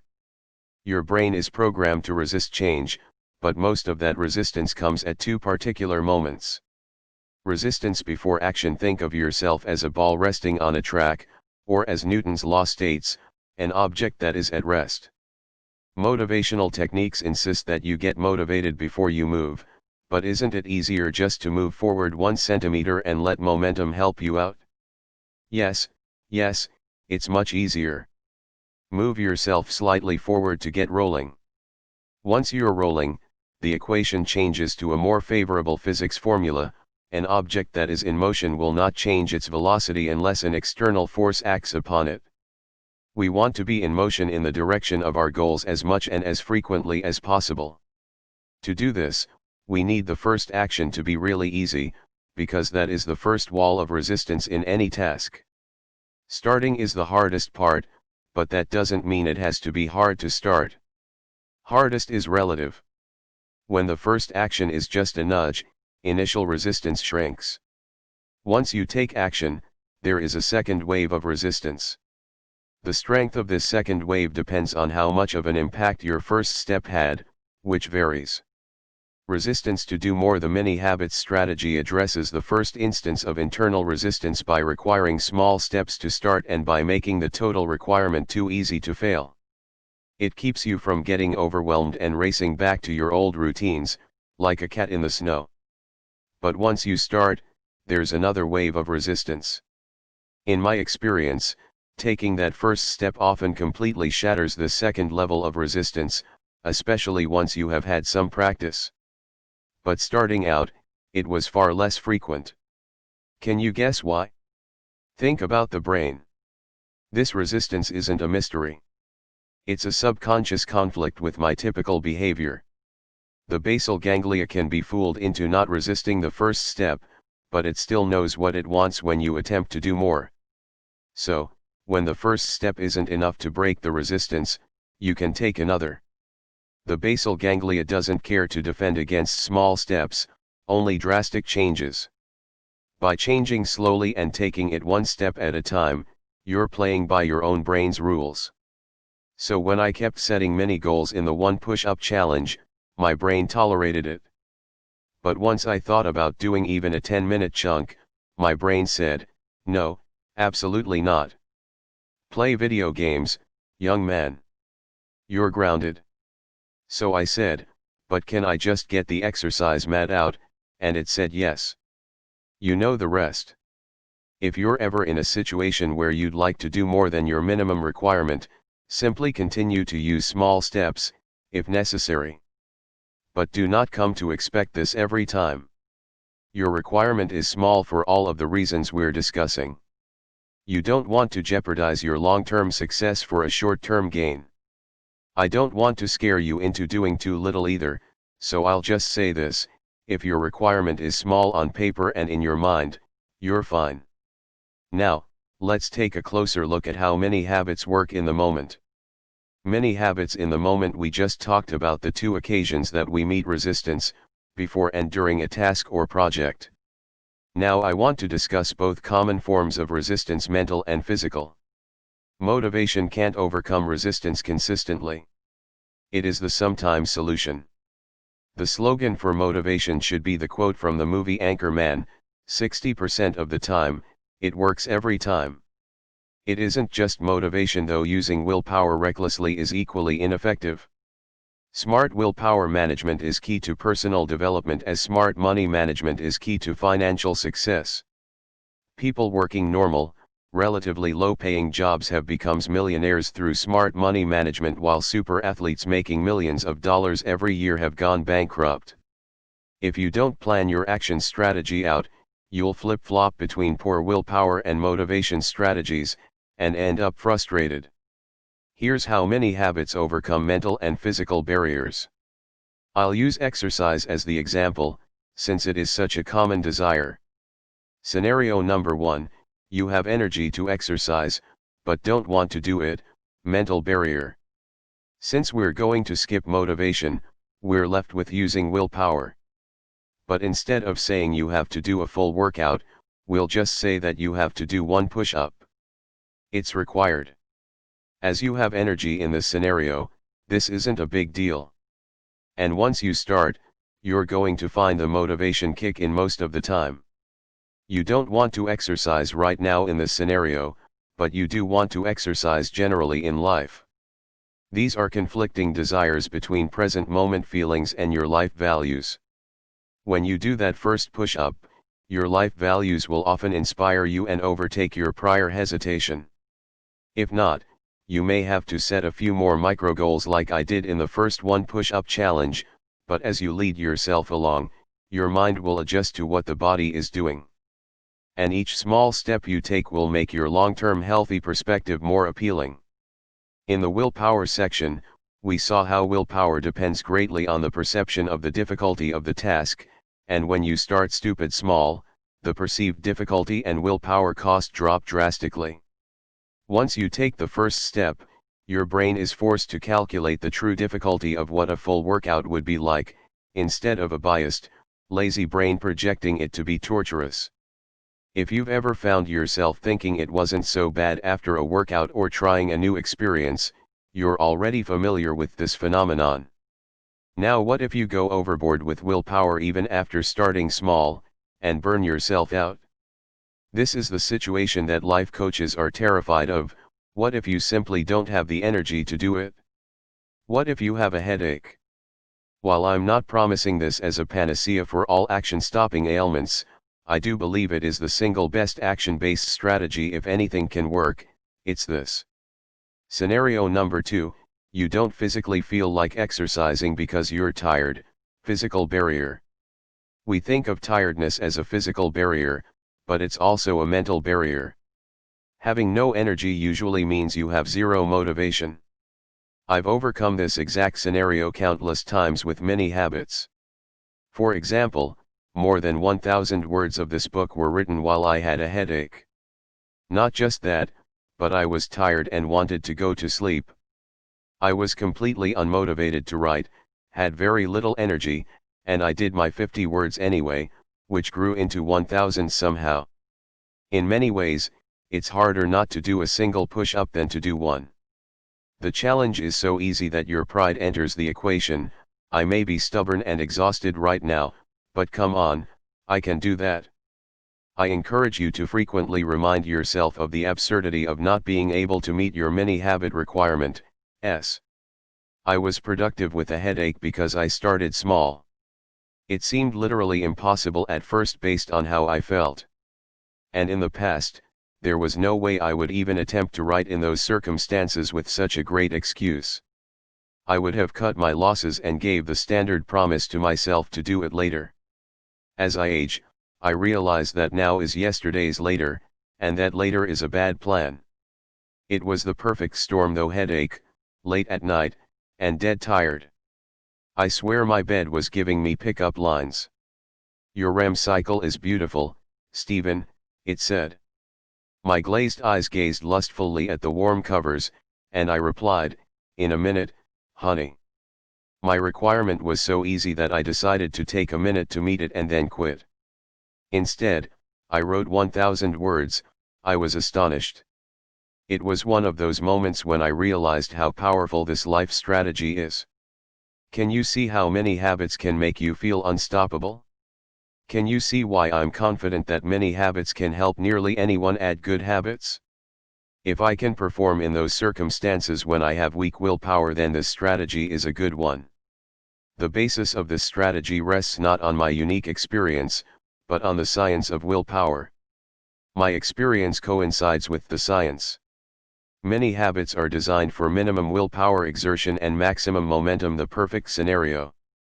Fitting many habits into your life. Are you busy? Do you frequently feel overwhelmed with everything you want and must do? A concern you should have with any system is how it fits into your life. Many habit books, wisely, recommend that you only pursue one habit at a time. This is due to our limited willpower being unable to handle too many habits at once. But who wants to dedicate 6 months to one area of their life and ignore the other things they want to improve? Habits are so valuable that it would be worth it, but it's frustrating to only focus on writing when you want to get in great shape too. This tension between your current focus and the other areas you want to improve can derail you. This is a huge, largely ignored problem that has been without a solution, until now. Many habits are so small and willpower efficient, that you can have multiple habits at once. Even busy and overwhelmed people can succeed with multiple mini habits. Look at mini habits as your day's foundation. These are things you must get done, but they only take a few minutes total to do. After that, you can do anything you want, whether it's bonus reps or other activities. It's completely flexible to fit your current lifestyle, but it's the crowbar of personal development, because it can leverage an initially small habit in your life into something much bigger. The mini habits difference: victorious warriors win first and then go to war, while defeated warriors go to war first and then seek to win. Sun Tzu, The Art of War. What makes mini habits different from every other system out there claiming to change your life? How can this system improve habit development and personal growth over traditional methods? These are fair questions to ask, so here are the answers. Many habits can compete with your existing habits. Studies on people attempting to change existing habits have found discouraging results. Point 24. It turns out that once a habit gets strong enough, even the strongest intentions have a tough time turning it around. In the context of a day, you'll do many more habitual behaviors than it seems, and these habits can interfere with your attempts to add in a new healthy habit. Where many habits trounces other habit programs is in competitiveness. When you attempt to introduce a new behavior, it's like trying to enter a weightlifting competition without training. There is a ton of competition there already, and even worse, the competition is proven, experienced, and stronger than you. Most habit programs go wrong here. They convince you that you can compete head-to-head with these stronger habits right away. Sorry, I've got $400 riding on smoking and watching TV. They tell you to introduce a huge change like going from not writing much at all to 2,000 words per day, or being on the couch to exercising for an hour every day. The problem with this is the cost in willpower. It's a math equation that doesn't work out in your favor, unless you already have a strong self-discipline muscle. If not, you'll suffer burnout, and I'll win $400. The brain resists big changes. Have you ever heard of people saying that you just need to get your foot in the door for employment opportunities? Many habits are that same concept, but instead of getting into a company, we're talking about your brain. I think of the prefrontal cortex as having a spending allowance before the automatic part takes over.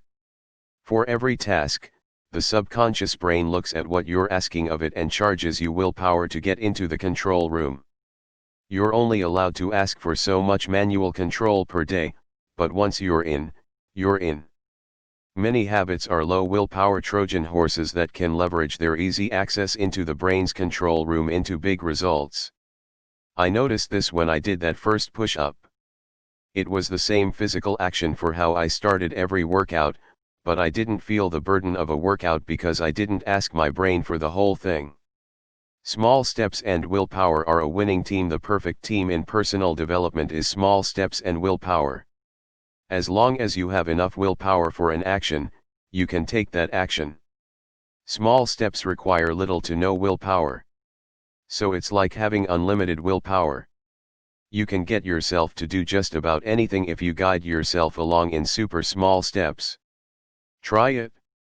If you resist walking up to a girl to ask her out, decide to move your left foot forward, and then your right foot, in her direction. You'll get there, and she'll ask you why you were walking so funny. Icebreaker. Live update example: after 3 hours of basketball today, I was exhausted. My brain and body told me there was no way I could write. I was falling asleep. I had no willpower. But I aimed for 50 words, which was too small to resist, and once again I'm well beyond my target now, and awake. Many times when you're tired, engaging your mind or body will wake you up. Other methods will tell you it's okay to let up too soon. The common myth is that you can establish a habit in 21 or 30 days. Some books are wholly based around this false concept. The truth is a bit uglier and harder to predict: 18 to 254 days until habit formation, depending on the habit and the person. Many habits don't have a specific end date, because we don't know how long it will take to form the habit. Instead, we'll look for signs that the behavior is habit. If your experience is like mine, you could end up developing a bigger habit than you planned. My mini habit of writing 50 words a day has resulted in writing more like 2,000 words per day, though not every day. Many habits increase your self-efficacy. Self-efficacy isn't a term you hear much unless you read behavioral science studies. Self-efficacy is your belief in your ability to influence an outcome. In a 2-year randomized trial, baseline self-efficacy was shown to have a significant impact on exercise adoption and maintenance. Point 25. This applies to people who want to exercise as well as those who need to exercise for medical purposes. Of course, we all should exercise to stay healthy. As researchers note in their review, patient compliance with exercise prescriptions is more likely to be successful if exercise self-efficacy is assessed and enhanced. 26. Self-efficacy helps us achieve goals and create habits, but psychologist Albert Bandura clarifies that expectation alone will not produce desired performance if the component capabilities are lacking. 27. Believing in yourself isn't enough. Lacking the baseline self-efficacy required for success, however, is extremely common in people who suffer from depression, weak willpower, and repeated failures. If you expect to fail, positive results are hard to come by. Many habits are a self-efficacy generating machine, and importantly, you can get started successfully with zero self-efficacy. Your daily successes will train you to have high self-efficacy. How can you not believe in your ability to do 1 push-up per day? You can do it in between these 2 sentences. And this amounts to strengthening your self-efficacy through practice. Many habits double as training for believing in yourself. Remember, your brain latches onto any repetition you throw at it. So a problem many people develop is an expectation of failing to reach their goals. Over time, this crushes their self-efficacy because it's hard to believe that next time will be different, especially if you're using the same strategy that failed last time. If you've been feeling hopeless, this is exactly what has happened to you. But, you can do it. I'm not being motivational, I'm being logical. You can literally make positive progress in your life. To think otherwise is irrational nonsense, and it comes from training yourself to believe you can't. Many habits are the perfect way to start over. No longer will you be intimidated by massive goals. No longer will you be attacked with feelings of guilt and inadequacy for falling short. No, this time you're going to be succeeding on a daily basis. The victories may be small, but one small victory to a defeated mind is a big victory. Right now, you might be wondering, how can 1 push-up a day or writing 50 words a day help me? That's not enough progress to matter. First, that's wrong. When any small behavior becomes a habit, it matters a lot. A habit is the strongest behavioral foundation a human can have. It's better to have the habit of 1 push-up per day than to do 30 push-ups every once in a while. Only habits can be built stronger and higher. Also, you're free and encouraged to exceed your target mark. I blow my targets out of the water on a daily basis now. But it's only because I must write a measly 50 words a day that I am inclined to write 2,000. Before this, I didn't write at all on some days. It was my ambition to write a lot that made me write very little.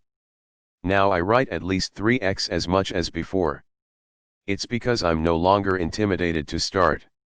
I love my safety net, too. I can call the day a success if I take a few minutes to write 50 words. This is so empowering. Many times, I have planned to just write my 50 and ended up writing 3,000 words. As I mentioned earlier, I once wrote 1,000 words with a headache and no energy. I felt like Superman after doing that. I looked back on the times I was completely healthy and energetic but wasted time, and then saw what I did with a headache and no energy, and got even more excited to share this book with the world. Many Habits Give You Autonomy. In a 2012 job satisfaction survey of 411 people, 65% of American and Canadian respondents said they were unsatisfied or somewhat unsatisfied with their jobs. 28 I think it's partly because of the traditional management philosophy that aims to control employees rather than enable them. Other surveys have found autonomy, or the feeling that you have control and can make decisions, is a primary factor in job satisfaction. A Denmark survey conducted by the European Working Conditions Observatory found that almost 90% of male employees and almost 85% of female employees with high job decision latitude are satisfied to a high degree, while only about 56% of those with low job decision latitude report a high degree of job satisfaction. 29 This is a specific example of a universal truth: when a person feels controlled, they shut down. People hate it. Perhaps this is because autonomy is strongly associated with freedom. This is the downfall of many self-help books. They'll say that you have to sweat blood to get what you want in life. Well, isn't sweating blood a sign that a part of you really doesn't like it? Wouldn't you rather treat yourself well in the process of changing into a better person? The other extreme of self-help books includes fluffy, motivational BS, and other non-threatening prose to make you feel good. You might feel motivated temporarily, but as we've established, relying on feelings and motivation doesn't work in the long run. In your journey, you're going to love the weightlessness of many habits. But this is not a pushover system without structure. It's not a vapid attempt to get you psyched up. You'll set strict daily or weekly requirements for yourself, but they're so easy that your subconscious won't feel controlled by your plans. Important. Then, after you meet your small requirement, you're free to do what you want. Without guilt, and without an overbearing burden of heavy goals, you're free to explore these healthy behaviors. It makes the process more fun too, and that is a scientifically relevant benefit. One study found that when people perceived tasks and decisions to be fun, as opposed to tedious, boring, or difficult, they had stronger persistence. 30 Researchers in this study also noted the powerful impact of autonomy, which you'll notice is a key component of many habits. After your many habits, you're free to do what you want. Autonomy appears to work by means of activating our intrinsic motivation. Examples they mentioned in which increased autonomy gave better results, each supported by their own study, are morbidly obese people losing weight, smokers quitting, and diabetics controlling their blood glucose levels. 31 Many habits marry the abstract and concrete. The two types of goals are abstract and concrete. An abstract goal is I want to be rich. A concrete goal is I want to make $15 by selling lemonade at 3 p.m. today. Most people strongly recommend that you aim for concrete goals, but it is important to also know your abstract life goals and values, as I have written about before on Deep Existence. Abstract thinking helps with abstract goals, but can hinder the self-regulation required for concrete goals. A study by Labru and Patrick showed the potential effect moods can have on our thinking. 32 The experiments involved various mood manipulation techniques, i.e. asking people to think of the best/worst day of their life, and then tests to measure abstract thought ability or preference. They concluded from the study's 5 experiments that happiness caused people to think abstractly, which helps us see the big picture, but can create a challenge for pursuing goals requiring concrete thinking. Another problem is seen from a study by Eilert Fischbach and Ravidhar. It suggests early satisfaction or a high expectation of success can make us feel as if we've already succeeded. 33 dieters were split into two groups. The researchers reminded only one group of their dieting progress, and then offered both groups a reward choice: an apple or a chocolate bar. Of the group reminded of their progress, 85% chose the chocolate bar compared to 58% of the other group, suggesting an "I deserve a reward" mentality. A primary benefit of many habits is being able to do them no matter how you feel, including that sense of pre-goal satisfaction that tends to disrupt progress. Because the requirement is so small, there is no valid excuse not from happiness or lethargy to skip it. Happiness decreases your ability to perform concrete goals, but since the concrete part of many habits is, for example, just one push-up, it's still easy to do while in an abstract state of mind. It's so small that it requires very little mental energy and attention. And since happiness increases performance and focus on abstract goals, after your concrete goal, you can rely on your abstract goal of being fit to make you want to exercise more. As I've had success with many habits, I've been happier, and it does make concrete many habits slightly more difficult to achieve, still easy. But once I start on a mini habit, the relevant abstract goals of writing more, reading more, or getting in great shape are easier to pursue. Because many habits empower progress on abstract and concrete goals, people who are generally stronger in one or the other can find success. Remember when in the one push-up challenge I had to set multiple goals to complete 15 push-ups? I had to rely on concrete, tiny goals to finish the workout. This flexibility is important for consistency because of the psychological changes we experience on a daily basis. It's being prepared for all possible situations and setbacks. There's almost no situation that will cause a complete failure to meet your mini habits, but there are many scenarios where you'll find yourself exceeding your mini habits. The only time I've failed, just one, of my 3 mini habits was when I forgot to read and fell asleep for the night. Many habits are perfectly suited for any mood or situation. You can be happy and motivated, tired and depressed, or even sick, and still complete your many habits and possibly more. Many habits destroy fear, doubt, intimidation, and hesitation. These things are best conquered by action. Taking the first step kills fear over time, if not immediately. I'm no longer intimidated to write. I no longer have guilt about not reading enough. Going to the gym is not daunting now, it's fun. Fear can't exist if you've experienced something and it wasn't scary. Many habits compel you to take that first step, because it's so easy. And even if you step back into your safe zone right after that, you're stepping out again tomorrow. Eventually, you're going to take a second step too. Many habits expose you to your doubts and fears in a way that feels safe and empowering. You'll see that exercise isn't so hard and you can do it. You'll see that daily writing is easy and writer's block is a self-fulfilling prophecy. You'll start reading more books. You'll have a cleaner home. Whatever you've been wanting to do will become possible.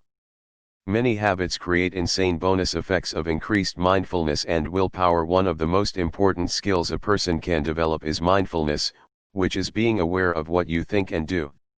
Being mindful is the difference between living purposefully and going through the motions. If your mini habit is to drink 1 glass of water per day, you'll be more mindful of how much water you drink in general.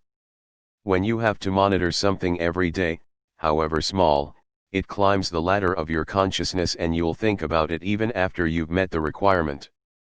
I'm so mindful of my writing now because of my mini habit that I think about opportunities to write all day long. You will simultaneously and naturally develop a mindfulness habit, which will help with all future habit modification, including bad habits. The next bonus is a willpower increase. Since willpower needs endurance more than raw power, frequent repetition of small tasks is the ideal way to exercise the willpower muscle.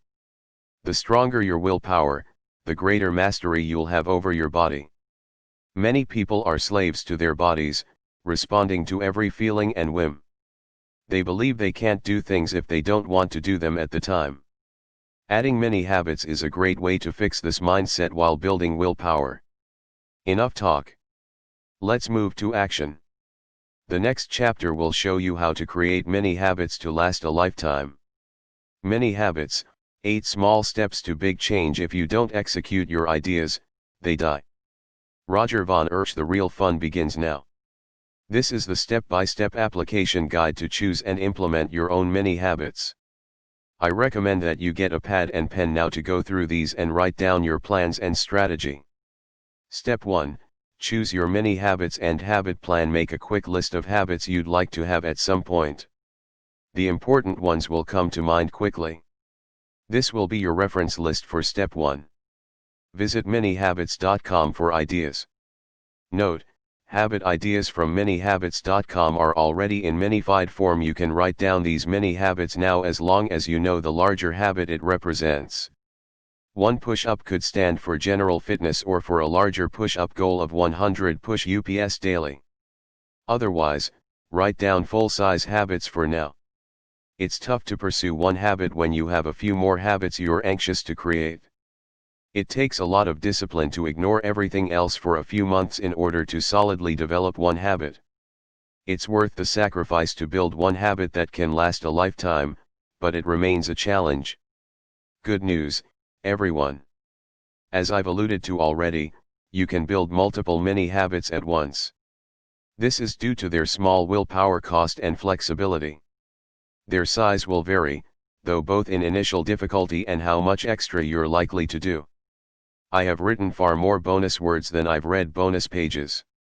Writing is a priority for me, so it's naturally where I put in the most effort.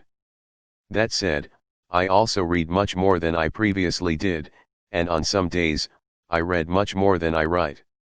You're going to love this flexibility, because it allows for parties, traveling, and other schedule aberrations.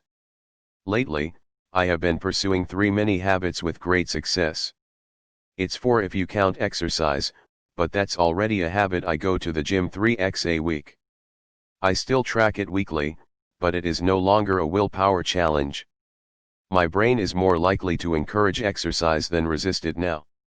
I would not recommend that you pursue any more than 4 mini habits at a time, and 4 might be too much. While these habits are individually easy to accomplish, the larger the quantity, the more your focus will be divided amongst them and the more likely you'll neglect or forget one of them.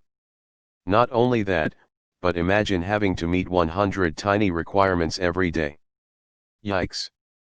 There is a willpower cost for having to do a certain number of things every day. 2 or 3 mini habits will be the sweet spot for many people. Here are the habit plans to choose from. 1 week flexible plan, recommended. In this plan, you start with one habit and use the mini habits system for 1 week. Then you evaluate and choose a long-term plan. Evaluation at 1 week. Do you feel burnt out? Do you find yourself easily surpassing your requirement every day? Are you crushing it and craving more good habits? Depending on how challenging it is for you, you can stay with one or add more. Since not all habits are of equal difficulty, defining a set number that works for everyone isn't possible or wise. Also keep in mind that the more mini habits you have, the less likely you are to overachieve in them. Finally, consider what your most difficult day would be like. Maybe you're driving all day on the road or preparing for a big party. Can you complete your mini habits then? Don't imagine the easiest days, imagine the hardest days. If you can do something on the day you're tired, stressed, and very busy, you can do it every day. Now, if you feel like your willpower can handle an extra mini habit, or 2, add it. Notice that I didn't mention your schedule, because your mini habits should take you less than 10 minutes combined to complete, if you don't decide to do extra. Everyone has 10 minutes to spare for something important. The 1 week flexible plan is recommended for people who want to try the mini habits system, but aren't sure yet what's best for them. This plan will automatically turn into one of the other plans. Warning: it's important to mark the 1 week mark on your calendar to make a firm decision that day about your future plans. Don't allow a gap. The single mini plan. Do you want to write consistently more than anything? Do you really want to get serious about your fitness? Do you want to dedicate yourself to daily reading? This single mini plan places all of your focus on one habit. It comes with a very high success rate. I started off doing this with the 1 push-up challenge, in which I was required to do at least 1 push-up every day. If your willpower is as weak as mine was, or if you're depressed, one might be all you can handle. You've got to start somewhere. This is recommended for people who have a single goal that dwarfs the others in importance right now. It's also a good option for those with very weak self-control to help them improve it. Remember, you can always add more mini habits, but it's more painful to have to drop one. Multiple mini plan. This is my current strategy and the most advanced one, but that doesn't mean it's too difficult for a beginner to have success with. I have 3 mini habits, but you'll see that 2 of them are practically the same thing. I write at least 50 words for anything, write at least 50 words toward a book, and read at least 2 pages of a book every day. This is in addition to my now regular-sized habit of working out at the gym 3 times a week, which evolved from the 1 push-up challenge. Even with 3 distinct daily goals, I can complete my entire list easily in less than 10 minutes if needed, and never fail. If you really want to try 4 or more mini habits at once starting out, be my guest. It could work, but I don't want it to spoil this great system for you if it's too much for you to consistently complete. While each mini habit is super small, it takes some willpower and discipline to do them all every day. And mini habits aims for 100% success, not 95%. If you fail at just one mini habit, you won't have the feeling of total success, which is important for maintaining high self-efficacy. Your ideal quantity of mini habits is largely determined by how difficult each one is for you. Drinking water is easier for most people than a fitness habit, even when minified. Habits that involve having to drive somewhere are a significantly more difficult option, especially because it depends on availability, location, etc. Mine are easy because I can bring my laptop with me everywhere. Previously, I'd think, I guess I can't write because I'm going on vacation for 2 days. Not anymore. Now I can be productive on vacation too.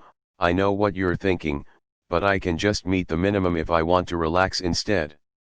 The multiple mini plan is recommended for people who have several good habits they're eager to develop or would feel unsatisfied to only develop one at a time. If you're not sure which plan is best for you, choose the flexible plan and pick one habit for now that you'd most like to form. Don't be afraid to name the full amount of what you want in this step, e.g. exercising 5x a week consistently. At this point, you should have a habit plan, and full-sized habits to pursue. They may be related to fitness, writing, reading, drinking water, habitual gratefulness, meditating, programming, etc. Now we're going to minify them. Make your habits stupid small. The reason we tend to resist giving ourselves small steps has to do with societal norms, a habit of thinking bigger, and pride. I can do 20 push-ups easily, a person will think, so there's no need to say I'll do just 1. But this thinking only takes into account one type of strength, physical. Every possible action such as 20 push-ups has a willpower requirement attached to it. If you're motivated, full of energy, and in shape, 20 push-ups might not cost you much willpower. But when you're a little bit tired already and not feeling up to it, not only will you have less willpower, but the activity will cost more of it. A mistake people make when setting goals is not taking into account that their motivation and energy levels are going to fluctuate dramatically. They'll assume that their current state of mind and energy can be preserved or reactivated when the time comes to act. What ensues is a losing struggle against a brain that doesn't want to change, in that way. But this time, we're going to trick our brain and win the willpower game. My rule of thumb is to minify my desired habit until it sounds stupid. When something sounds stupid small, your brain sees it as non-threatening. These are examples that sound stupid small to most people: 1 push-up a day? You're joking. Get rid of one possession every day? Worthless. Write 50 words a day? You'll never publish anything. A skill you'll pick up as you practice many habits is finding creative ways to make your actions smaller and smaller if you feel resistance. If you're resisting your single push-up today, say you have to get in push-up position, or easier, that you have to lie on your stomach on the floor. If your mini habit is to drink 1 glass of water every day, you can make it smaller by deciding to fill a glass with water, or one step further, pick up a glass. If your mini habit is writing 50 words a day and you're resisting, open up your word processor and write 1 word. You won't need to do this most of the time as your mini habits are already stupid small, but remember you have this in your arsenal for times of extreme resistance. Too small does not exist in regards to mini habits. If you're unsure, go with the smaller option.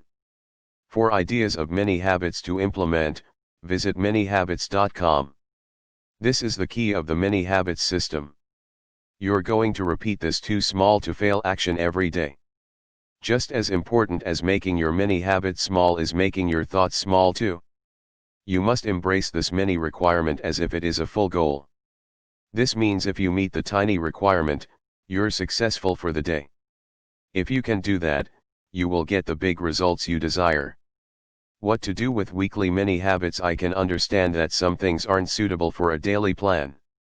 Exercise is something that many people will want to do 3 to 5 times a week. Who would want to drive to the gym 7 days a week if they're only working out 3 days a week? Weekly habits will take longer to form into habit, but they are consistent enough for the brain to recognize as a pattern. So if you really want to set a weekly mini habit, try it and see how it works for you. We can do something creative with weekly habits, however, to transform them into a daily requirement. If you want to drive to the gym weekly, as an example, you can set a hybrid mini habit. A hybrid mini habit is when you give yourself a choice between 2 options, do A or B. I'm not overly fond of hybrid mini habits because they add to the willpower cost. Making decisions also uses willpower, but they are the best option in some cases. And I like that they have you do something every day. Hybrid mini habit examples: drive to the gym or dance for the duration of 1 song, drive to the gym or do 1 push-up, drive to the gym or jog for 1 minute. With this example, on off days, you have a replacement activity. Won't people just choose the easy one every day? First, I think you might be surprised at what you'll do without any additional requirements. Granting yourself freedom in a smart way is very empowering. And you want to be fit, right? Second, the mini habit here is just to drive to the gym. If you want to, you can simply drive back home. It sounds crazy, but I must stress the importance of giving yourself a way out of a big, overwhelming 45-minute workout. Your subconscious brain is smart enough to know when a goal on paper isn't your real goal. And it's when we force ourselves into an intimidating commitment that our slow-changing brain rebels. For a hybrid plans, I recommend starting with no strings attached. Just see how often you decide to go to the gym. If you never seem to choose the gym, then you can start by requiring 1 gym day per week. Later, you can scale up to 2 days required per week. Take your time with this though. Don't be in a rush to change, because your brain can't and won't change quickly. It will take time anyway, so easing yourself into it is the most logical method. Alright, now check over your list. Do you have a mini habit plan? Did you choose flexible, single, or multiple? Are your mini habits stupid small? Say them out loud. If you laugh, they pass. Is everything written down on paper? Scrap paper is fine. If so, great. On to step 2. Step 2, use the why drill on each mini habit. Everyone prefers to be healthy, but not everyone is willing to put in the work required to be optimally healthy. There are benefits of eating fast food and watching movies all day too. If your problem has been that you want to do things, but struggle to do them, then you have the right book. The best way to know if the habits are worth the effort starts by identifying the source. The best habit ideas are sourced straight from your life values. We're not looking for ideas that come from peer pressure and others' expectations for you. If you try to change based on another person or society's opinion, I think you know what will happen, but I'll say it anyway: massive internal resistance. Using the why drill to get to the source drill's drill. That's what they do. And I call the following the why drill because the simple question why is the best way to drill down to the core of anything. Once you've listed your habits, identify why you want them. But don't stop there. Ask why again. Continue to ask why until it becomes circular and repetitive, which means that you've found the core. Honest answers are absolutely necessary for this to work, so dig deep. There will be more than one answer to these questions, so try to pick the most relevant ones. Here are two real and honest examples of mine. One is a great choice to make habit and the other is highly questionable. I want to write every day. Why? Because writing is my passion. Why? Because it's my favorite way to express myself and tell stories. I can connect with and help people through writing, and I enjoy the process. Why does that matter? Those things make me feel alive and happy. Why? Because writing is clearly something I value and treasure in life. Next example, I want to get up at 6 a.m. daily. Why? Because it's what successful people seem to do, and it's embarrassing to get up later. Why? Because I have the sense that society in general and certain people I know look down on me for staying up and waking up later. In the second example, you can see that the main reason for change is external pressure. That said, getting up at 6 a.m. could still make me happier. Because of the preconceived notions I have about waking up late and early, it makes me feel more successful and decreases my general sense of guilt when I get up earlier. So it's not a throwaway, but when pitted against something like writing, and I'm writing very late at night right now, I'm not going to give it precedence. By staying up late to write, I'm being true to my inner values, even though the world might not agree with it. It's okay if the world doesn't agree with you. Don't get bullied into a lifestyle that doesn't suit you. Step 3. Define your habit cues. The two common habit cues are time-based and activity-based. In a time-based cue, you'll say, I'm going to exercise MWF at 3 p.m. In an activity-based cue, you'll say, I'm going to exercise MWF 30 minutes after I take my last bite at lunch. People with 9-to-5 jobs have very structured schedules, so time-based cues tend to work well for them. Those who have a lot of flexibility in their schedule might benefit more from an activity-based cue that lets them keep a solid, yet flexible schedule. Which cue you'll use depends on your desired lifestyle. Time-based schedules are rigid with little ambiguity, e.g. you start at 4 p.m. sharp. This helps you to get work done and build discipline. The downside is lack of flexibility. Maybe you'll get a headache at 4 p.m. when you're supposed to do something active. Life has a way of throwing off our schedules. And when you miss a cue and do the task late, you'll hit that awkward stage where you don't know whether to feel successful or guilty. Activity-based are more flexible with a bit more ambiguity. They help you build structure into a typically structure-less life. The tricky part is in knowing precisely when one activity ends and the other begins. If I am to start writing something after lunch at a restaurant, do I get to settle in and check the mail before I start writing? Must I go straight to the computer?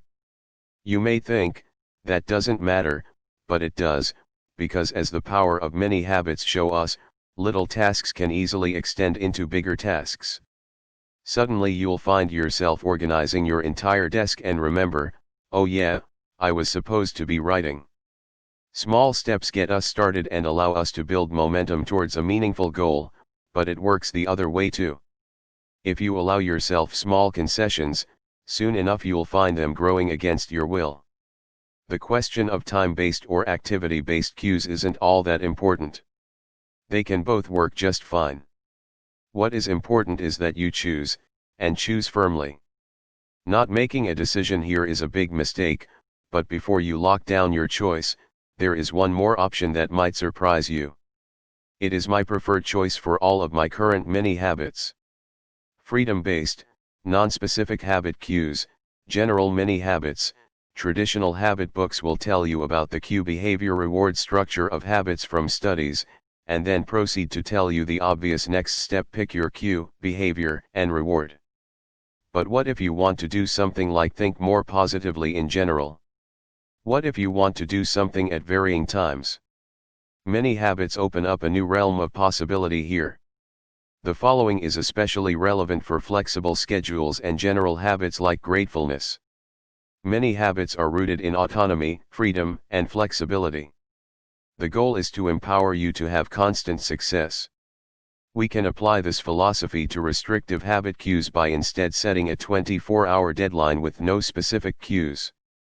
Have you noticed that bad habits have multiple cues, while everyone suggests that a good habit should have one cue? It's no wonder bad habits are so strong.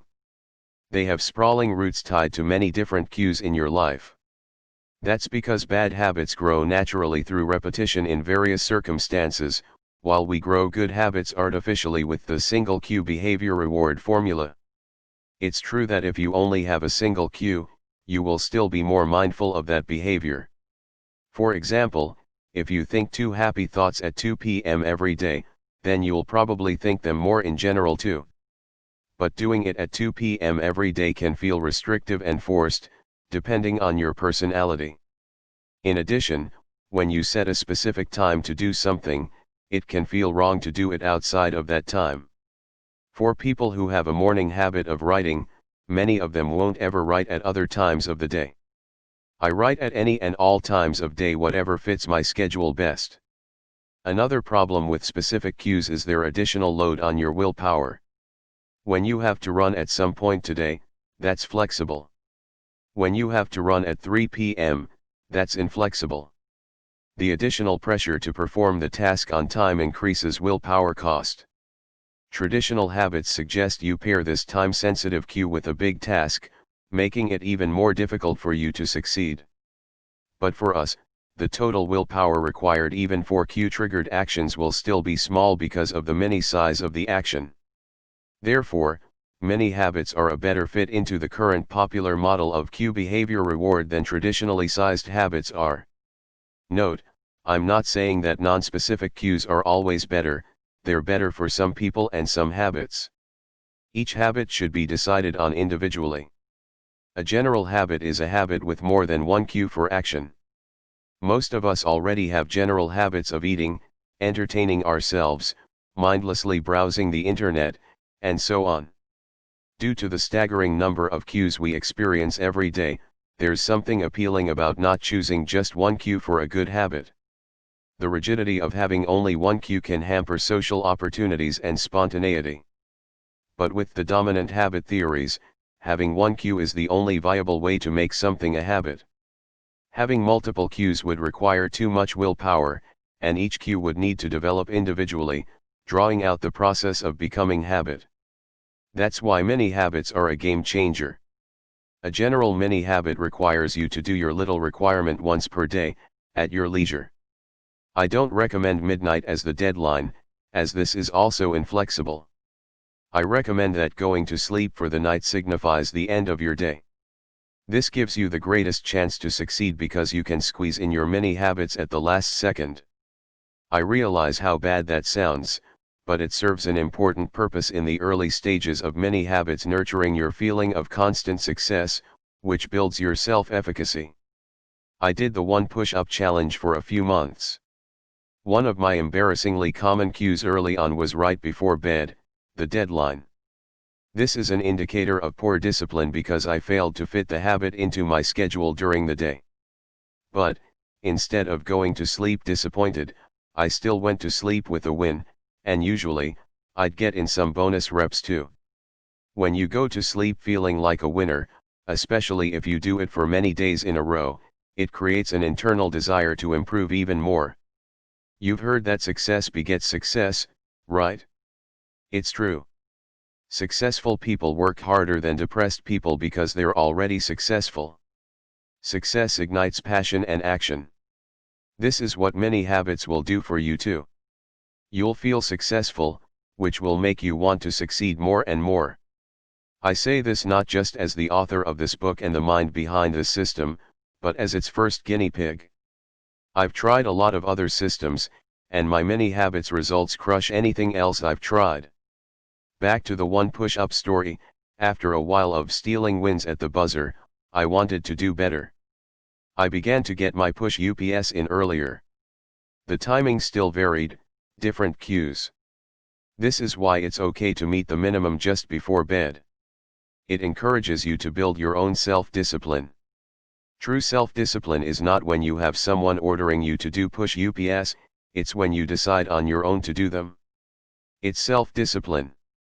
Despite my great success in reading, writing, and exercising consistently, it was weird, because I felt like a fraud. I didn't have habit cues. All of the popular habit books talk about them.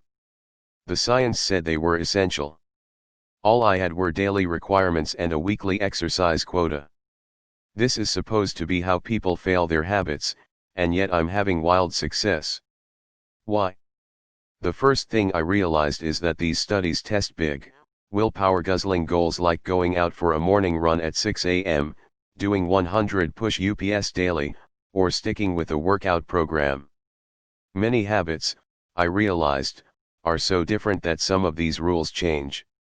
Many habits are too small to fail, even without a cue. You'll always have the ability to fit in your habit right before bedtime. Many habits generally take about 1 minute each to do. And this nightly habit check will become a habit too, which is wonderful because it keeps you mindful of your life. Did I meet my easy requirements today? Yes. Excellent. Sleep. So what happens when you have a habit too small to fail that's without cues? The development of multiple habit cues. And this is really exciting. While I love morning routines in particular and may choose to develop one, it's been great to have a general habit of writing. Writing for me resembles the structure of a bad habit. I'm sure I have specific cues. One cue I've noticed is after I eat something, but because I have multiple cues, it seems like I just do it randomly.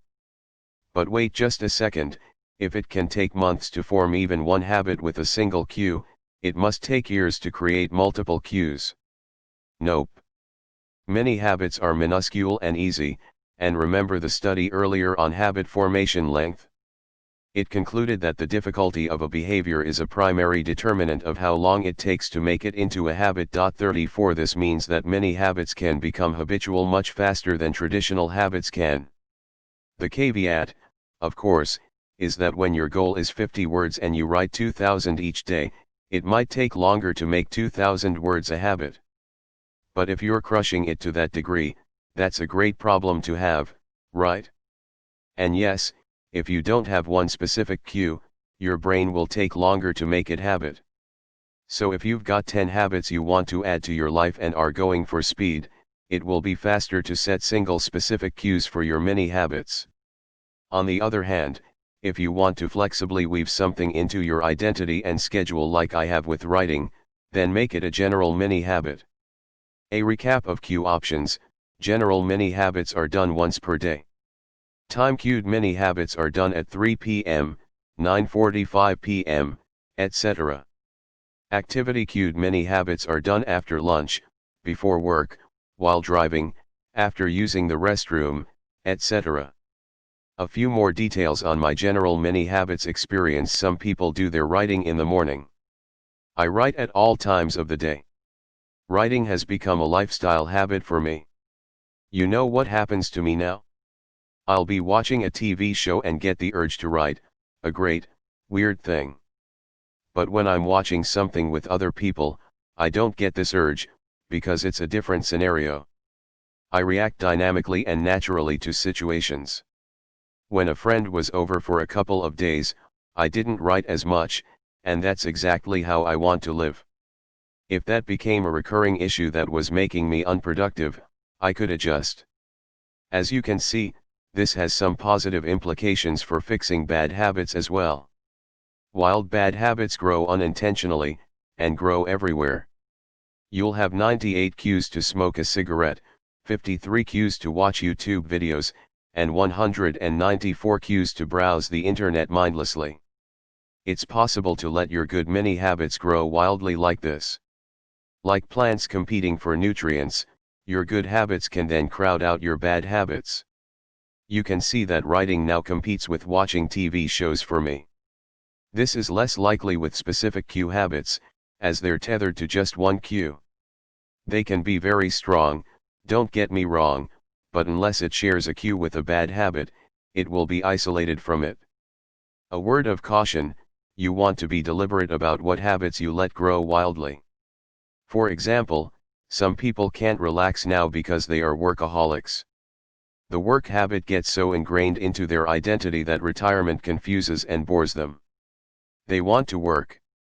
I've decided that I want to write and write a lot for the rest of my life, so I'm willing to let my writing habit mesh into my identity, same for reading and exercise. But I'm not sure I'd like the same type of habit for bathing, once a day is fine. For that, I prefer a cued habit like showering once I get out of bed. Sleep schedules and meals might also be best structured so as to let the body get into a circadian and dietary rhythm, respectively. If you want something to become an encompassing part of your life, good examples include thinking positive thoughts, writing, being thankful, exercising/being active, giving to others, minimalist living, etc. I recommend setting no specific cue for your mini habit. Only give yourself a daily deadline of doing it before you sleep for the night. If you want a behavior to have a specific, carved-out place in your life, set a specific cue for it. Some examples include exercising on specific days, reading before bed, and writing in the morning. Some people like to have their lives very structured, so they might choose only specific cues. It's all up to preference. You can even choose a combination of wild and cued habits. Decision-making in the moment, especially if you're choosing general mini habits, understanding the decision-making process will help you to do them when necessary. We have two states of mind when making a decision. First, we weigh our options, which is called the deliberative mindset. Then we commit to act, which is called the implemental mindset. 35 The goal is to move to the implemental frame of mind, instead of getting stuck in the deliberative frame of mind. One advantage of cues is they cut out the deliberative process and help you get more quickly to an implemental state of mind. This is highly appealing. Cues are the key factor in what's known as implementation intentions, which are predetermined decisions of exactly when and how you'll do something. Implementation intentions are known to improve goal success. A mini habit with a cue has an even greater chance of success because it does not require much commitment. It's so small that it's a no-brainer. Many habits can work without cues too, though, their minuscule size is what elevates them above competing behaviors. So while you'd need to go through the deliberative process without having a cue, you should not get stuck when trying to decide whether or not to do one push-up or write 50 words. It's too easy to think too hard about it. If you ever find yourself stalling, remind yourself how small your task is. Now, write down your selected cues for each mini habit. I like to keep all of mine under the once per day at any time umbrella. This keeps things simple. Step 4. Create your reward plan. If you're a prisoner hoping for parole, when do you think is the best time for your parole hearing? I'll tell you. It's right after the parole judge takes a food break. A study found that judges ruled more favorably for prisoners just after a food break. Presumably, they were more willing to listen. 36 When you view the chart of parole grant rates, there is an obvious spike after each food break. Making a difficult decision like granting parole is a part of ego depletion, the same energy resource that determines our willpower. And food is a proven reward that can restore it. What do you think would happen if you tried to make a new habit of sticking your face in the dirt and eating some of it? Let's assume that you wanted to build this habit. You couldn't do it. The obvious reason is who would want to do that? But the brain's reason is there's no reward. It's more like punishment. Your brain would be very adamant against this. If you're not playing sports, exercise can feel like a drag. Most people don't feel like running around in circles or climbing a fake staircase, they don't feel like pushing, pulling, and lifting various heavy objects at the gym. It comes with a feeling of discomfort. I can say from experience that going to the gym is 3 times more uncomfortable when you're out of shape. It feels like your muscles are saying, "Hey, we were sleeping." After your hard workout, you get home, look in the mirror, and your reward is sweat. At this point, your brain is probably asking you where the real reward is. There is a natural reward for the brain when you exercise. In anaerobic exercise, the brain releases feel-good endorphins, also known as runner's high. Interestingly, weightlifting causes endorphin release too, but only if it is heavy and intense. Light or medium intensity lifting won't trigger an endorphin release because it doesn't cause the body to switch to an anaerobic state. I like how writer Tom Skeeve puts it, when your body crosses over from an aerobic state to an anaerobic state, it's suddenly operating without enough oxygen to satisfy the muscles and cells screaming out for it. This is when the runner's high occurs. 37 Think of the anaerobic state as a retail store during the holiday season. The body isn't keeping up with its normal operations, so it has to go into another mode to meet increased demand. Endorphins are a nice natural reward for the brain, but they may not be enough of a reward for some people, especially at first. As exercise can feel a bit like punishment, you might need a bigger reward. They use exercise as punishment in the military for a reason. Exercise has significant primary rewards of sculpted abs, feeling great, and being healthy, but these are delayed from the time you first exercise. Meanwhile, your brain wants cake now. Cake is a sensory, or primary, reward because the sugar hits the taste buds and activates the reward center in the brain. Exercise, though, offers mostly abstract, secondary, rewards, like walking on the beach with a great body, feeling satisfied with your effort, and other higher-level thinking. Secondary rewards, as you might guess, take longer to take hold in the brain. Reward association: if exercises, endorphins and the promise of eventual results do not sufficiently reward your brain at first, you need to call in backup. And because the world is awesome, we don't have to play the habits game fairly. What we can do is attach completely unrelated rewards to certain behaviors. After some time, the brain will associate the behavior with the reward, and that's what we want. And later, the brain won't need the attached reward. If you've ever wondered why so many foods include sugar, it might be because sugar is mildly to moderately addicting. Pretty much anything that delivers a reward to the brain can be addicting. It isn't healthy to consume sugar in excess, but consuming small amounts of sugar for the sake of continuing an important habit may be worth the calories. Moderation is the key here. A creative way I like to reward my brain is with laughter, which releases feel-good chemicals. I'll sometimes follow a writing session by watching the hilarious bad lip reading videos on YouTube. Just for fun, the next time someone sees you watching a funny YouTube video, tell them you're training your brain. It's science. The secret to building habits is like teaching a kid to ride a bike. At first, you're letting the kid pedal as you're holding on. But at some point, you let go and the child rides on without you.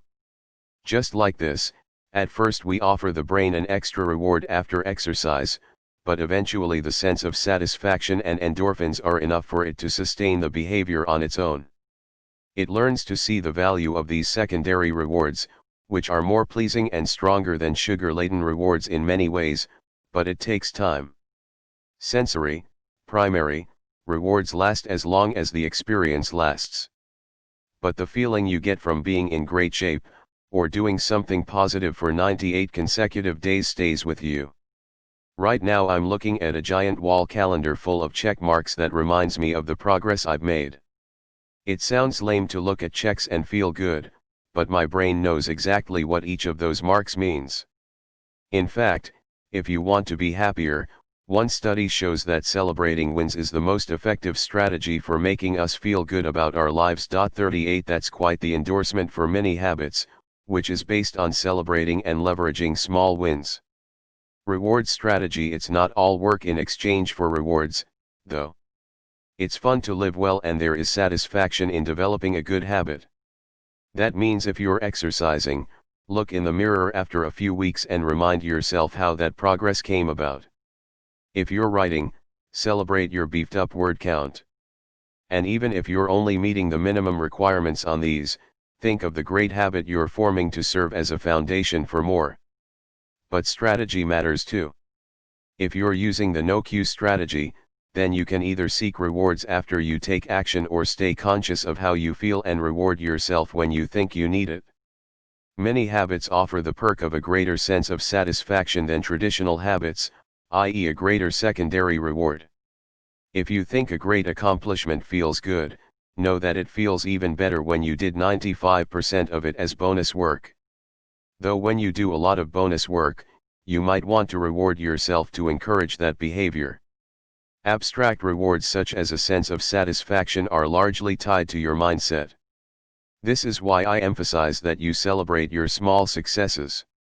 Success leads to more success, because we like the results and feelings of success. You'd do well to learn to love delayed gratification too. The anticipation of a bigger reward later is a form of reward that can often conquer the temptation to cash in on a smaller reward now. The more you practice and experience delayed gratification, the more responsive you'll be to it. My rule of thumb is to keep myself happy while doing this. I know when I'm nearing burnout, and that's when I'll take a rewarding break. Rewards appear to restore willpower. Rewards encourage repeat behavior, but did you know that they also restore our willpower? Cognitive scientist Art Markman says, when you stand in front of that buffet table filled with desserts, seek out a friend and have a fun conversation. 39 It may seem like a puzzling suggestion, but rewards of all kinds may be a viable way to restore your willpower. Based on Baumeister's ego depletion concept, multiple studies have concluded that people can overcome ego depletion by restoring glucose. 40 Some scientists, however, wanted to put another willpower restoration theory to the test: rewards. Their theory was that perhaps it is the reward from eating sugar that restores willpower. 41 Sugar is known to activate the reward centers in the brain. They started with typical exercises to deplete willpower. Then, one group swished a solution sweetened with artificial sweetener and spit it out. Artificial sweeteners do not activate the brain's reward centers. The other group swished with a sugary solution and spit it out, which activates reward centers on contact with taste buds.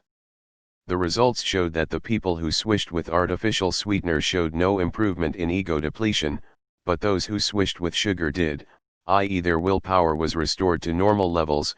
42 Because glucose levels were not restored, but willpower levels were restored, it appears that at least some part of willpower restoration comes from rewarding the brain. This is good news for people who want to lose weight, as it means that non-food rewards may be effective in restoring willpower. So when Markman says to seek out a friend and have a fun conversation, he's telling you to restore your willpower with a brain reward. Then you'll stand a better chance against that chocolate cheesecake. Hey, I said better chance. Willpower is commonly associated with avoiding bad habits like this, but we also use willpower to force ourselves to do good things, so rewards will help us stick with our good many habits by encouraging further behavior and restoring our willpower. Step 5. Write everything down. Writing something down instantly elevates it above all of your other thoughts. One study found that all thoughts, positive or negative, held greater prominence in the mind when written down on paper. 43 The same impact has not been found for typing. You've got to handwrite it to amplify it. Here are some strategies for tracking your progress. In whatever strategy you choose, I recommend that you check off your success before you go to sleep. If you check off your task early in the day, the sense of completion might make you feel less motivated to do bonus reps. Also, it's a good habit to check it off before bed so that you don't forget. The big calendar, recommended, This is the strategy one use for tracking my many habits. I use a large desk calendar on the wall in my room. I write my many habits on a nearby dry erase board, and check off every day on the calendar that I complete them, which is every day, except for the gym, which is 3x a week. In the lower left corner of my day boxes, I'll note when I go to the gym. Then, in the upper right-hand corner of Saturday's box, last day of the week, I draw a small tick mark. That way I can look at that corner and instantly see how many times I've been to the gym this week, or previous weeks. It's simple and it works great. Checking off a successful day still feels great after months of mini habits. If you have a hybrid mini habit like driving to the gym or doing one push-up, you can note them by writing G for gym or P for push-up. Then you can look back and see how often you've been choosing each. Another option is a yearly at-a-glance calendar if you're just going to be checking off days. And a smart budget move is to print one of the many free printable calendars you'll find online. Tip: simply print out your Gmail calendar. Physically making a check mark makes your success feel more tangible than digital tracking does. Additionally, if you put it in a prominent place where you'll see it often, it's going to make you mindful of your mini habits, your progress, and your success. Don't underestimate the impact of this. Jerry Seinfeld appears to have been a pioneer in many habits. He famously marked each day on his calendar with a big X if he completed his joke writing task. He recognized that daily progress was the key to forming a habit and improving his craft of telling jokes. He first told young comedian Brad Isaac about his productivity secret before a show one day. Brad wrote about Seinfeld's response in an article for Lifehacker: after a few days you'll have a chain. Just keep at it and the chain will grow longer every day. You'll like seeing that chain, especially when you get a few weeks under your belt. Your only job next is to not break the chain. 44. This is a good summation of many habits. We don't want to break the chain. And the only excuse for breaking the chain is forgetting, because many habits are too easy to fail. But forgetting is a poor excuse too, because your calendar will be in plain sight and every night before bed you'll ask, did I do my many habits today? And just to throw this out there, I don't see many habits as a fad you'll drop in a few months, but as a lifetime pursuit. It works too well and is too flexible to quit. Both writing down your many habits initially and checking them off as you go is extremely important for your success. Don't skip it. Regardless of how you track your many habits completion, I suggest you at least handwrite the habits themselves in a place you can see. Digital tracking: some people will want to use their smartphone, and while I prefer the old-fashioned way now, smartphones have some significant advantages. The first is accessibility. People carry their smartphones with them everywhere, even on vacations overseas. The second advantage is invisibility and reminders. Some apps can remind you to do your many habits, or serve as a concrete cue to take action. Here are the best apps to use for many habits on iOS and Android. Lift for iOS, free. If you want to go digital and have an iPhone, I highly recommend the Lift app. It tracks your daily or weekly progress in whatever habits you set. It meshes perfectly with the mini habits system and lets you see how many days in a row you've completed your mini habit. It even connects you to other Lift users to give you a feeling of community support. Warning: the app might suggest that you set a vague goal like drink more water. I've seen this exact goal recommended. Never do this. How does one drink more water? If you swallow a few drops of water in the shower, is that good enough? Vague goals aren't measurable and don't give you concrete "I succeeded" or "I failed" feedback. Concrete feedback is critical for reinforcing behaviors. Make your mini habits very specific and very small. You can set the mini habit of drinking 1 glass of water, with any of the cues types, for example. Habit streak plan for Android, free. There is a Lift app for Android too, but it's in beta and current reviews rate it at 3.1 out of 5, not great. The most popular and best rated habit tracking app on Android is called Habit Streak Plan. It even allows you to set reminders, which can serve as your daily cue to do your mini habits and / or as a cue to check your mini habits before bedtime. The app also tracks how many days you've done it. It will show 52/53 if you miss one day out of 53 days. Aim for 100% success with no excuses, but if something crazy happens, and it better be crazy given the size of these requirements, and you miss a day, it won't hurt you. If you miss 2 days in a row, something is wrong. These are way too easy to be missing 2 days in a row. Flukes happen, but they don't happen that often. Again, do not set any vague goals as a mini habit. Vague goals or habits are unfocused, meaningless, and a terrible idea. Desktop/laptop solutions. I think the best simple habit tracker for the desktop is Joe's Goals, joesgoals.com. It's very simple. Lift.do is the website for the desktop version of the Lift app. You can also use any number of online calendars. My friend Harry Che also has a solution for goals/habits called Goals on Track, goalsontrack.com. Of all the goal systems I've used, his is my favorite. I made a lot of progress when I started using it. There is a habit tracking feature in his program, so if you're looking for an all-in-one solution to track goals and habits, I'd recommend this. I'm wholly focused on building habits, but not everyone has that desire or luxury. Overall, I think the mobile apps are a better choice than computer apps because desktops and laptops lack the 24/7 accessibility of cell phones. Final note about all digital apps: you're going to see ideas for pre-made healthy habits to add from these apps and websites. Resist the urge to start these habits unless they are already minified, unlikely. If you really like one of them, make sure that you minify it before adding it to your repertoire. It looks fun to try doing 100 push-ups per day, but it's less fun when you quit. It's more fun to have 1 push-up per day as a goal and blow that tiny goal away for 200+ days in a row. You can find mini habit ideas at http://minihabits.com/mini-habit-ideas.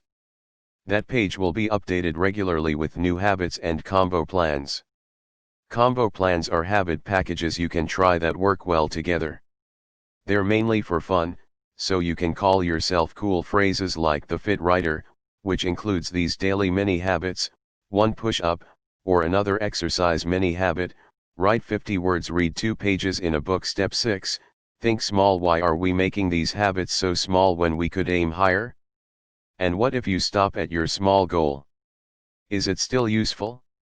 Yes, and it has to do with willpower. The advantage of willpower is that it can be strengthened. Very disciplined people are those who have strengthened their willpower. But that's only to get them started. The extremely fit people you see in the gym don't have to force themselves to exercise anymore.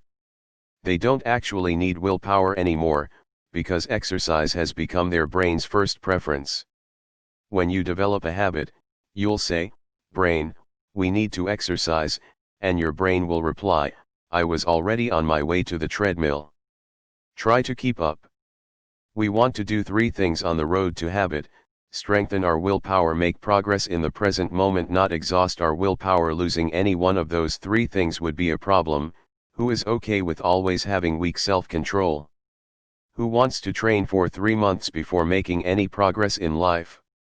Who wants to burn out from willpower exhaustion? Nobody. Seeing those 3 tall orders doesn't instill confidence in a possible answer, but small steps satisfy all 3 requirements. We'll cover them, one by one.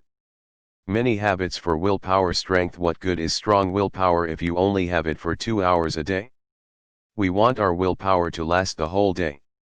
Endurance training at the gym involves lifting lighter weights with higher repetition, which trains the muscle to endure. Many habits are the same way. We're giving ourselves low willpower tasks, but with high frequency. It takes very little willpower to do 1 push-up, perhaps just a sliver more than you'd think, though starting something truly is the hardest part, especially in regards to willpower. Over time, this frequent repetition of forcing ourselves to perform achievable tasks makes our willpower stronger. It's practice. Many habits for progress. The biggest question of the many habits system is surely regarding the meaningfulness of doing just one push-up a day or thinking one positive thought per day. One way to answer this is to try it yourself and see what happens, but this question still needs to be addressed logically. How can this practice of doing seemingly meaningless quantities of work pay off with real results? There are two ways that it pays off. A many habits bonus reps. Seeing yourself take action is more inspiring and motivating than anything else. In fact, this is a key strategy of many habits. Once you're fully motivated to do something, you don't need willpower. Even though we're relying 100% on willpower to do these many habits, motivation plays a role when we choose to do more than that. I usually find myself highly motivated once I start my habits, but only occasionally before I take action. Many habits aren't anti-motivational, they generate motivation. I failed with getting motivated first for 10 years, so I'm very familiar with it and slightly grumpy about it. Whenever I do any mini habit, I almost always do more. And by almost always, I mean well over 90% of the time, and by more, I mean a lot more. Lay's potato chips had the famous slogan, "Bet you can't eat just one." Well, I bet you can't do just one push-up or write a few words. Once you start, you're going to want more. At that point, it's as easy to continue as to stop. But what if you don't continue? What if you only meet the minimum requirement every single day? Is all hope lost? No, not at all. Be the mini habits safety net. Developing actual mini habits. The hope with mini habits is that you'll shoot for 50 words a day and develop the habit of 2,000 words a day, but that may not happen right away. If you stick with your mini habit despite only meeting the small requirement, it will form into a habit, which makes it much easier to do more of it. I know the biggest hurdle for some people is going to be patience. You don't want to be the person writing 50 words a day. You want to catapult yourself into 4,000 words a day and get to your dreams as fast as possible. I have good news for you. If you can write 4,000 words a day, do it. With many habits, there is no upper limit. Knock yourself out and overwork yourself.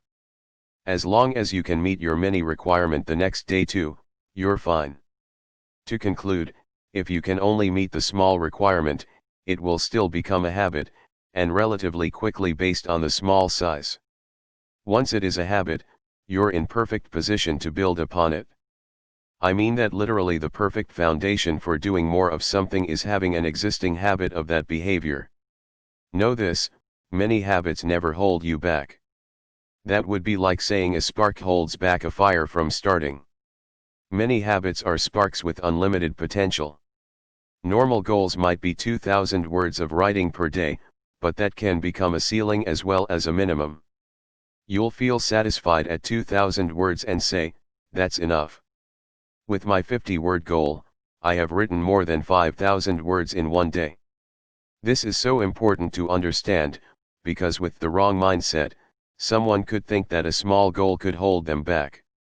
At some point, that spark is going to become a small flame, and later we'll all be roasting marshmallows over the giant bonfire, telling stories of yore. If you want progress right now, you'll get it.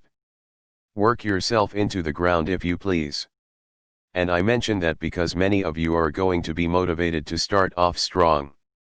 Many habits to mitigate willpower exhaustion. I touched on this in the previous parts, but what makes many habits great is that you'll never have an excuse for failure, you'll never fear failure, and you'll never feel guilty. Even if you run out of willpower, the requirement is so small that you can find a way to get it done. I can't think of a time when my willpower was so weak that I would be unable to do a push-up, read a couple pages in a book, or write 50 words. Not a single time. For all of these reasons, small steps don't hold you back, they're critical for success. Step 7. Meet your schedule and drop high expectations. Expectations are a tricky thing in life. It's helpful to have generally high expectations for yourself, because it increases your ceiling. In other words, if you don't believe you can be in good shape, you never will be, as shown in the self-efficacy study. It's not that belief increases your ability to do things, it increases your willingness to try. If you never try to get in good shape, it's not going to happen. High expectations of a specific nature, however, such as running 8 miles a day or writing 3,000 words a day, are best avoided. A problem you're going to run into is sneaky swelling of your targets. Even if you have your many habits written down in plain sight, your brain might pick up on how for the last 20 days, you've actually written about 1,500 words a day, not 50 words, a personal example from the early days. Your brain is always going to register the behavior, not the intention.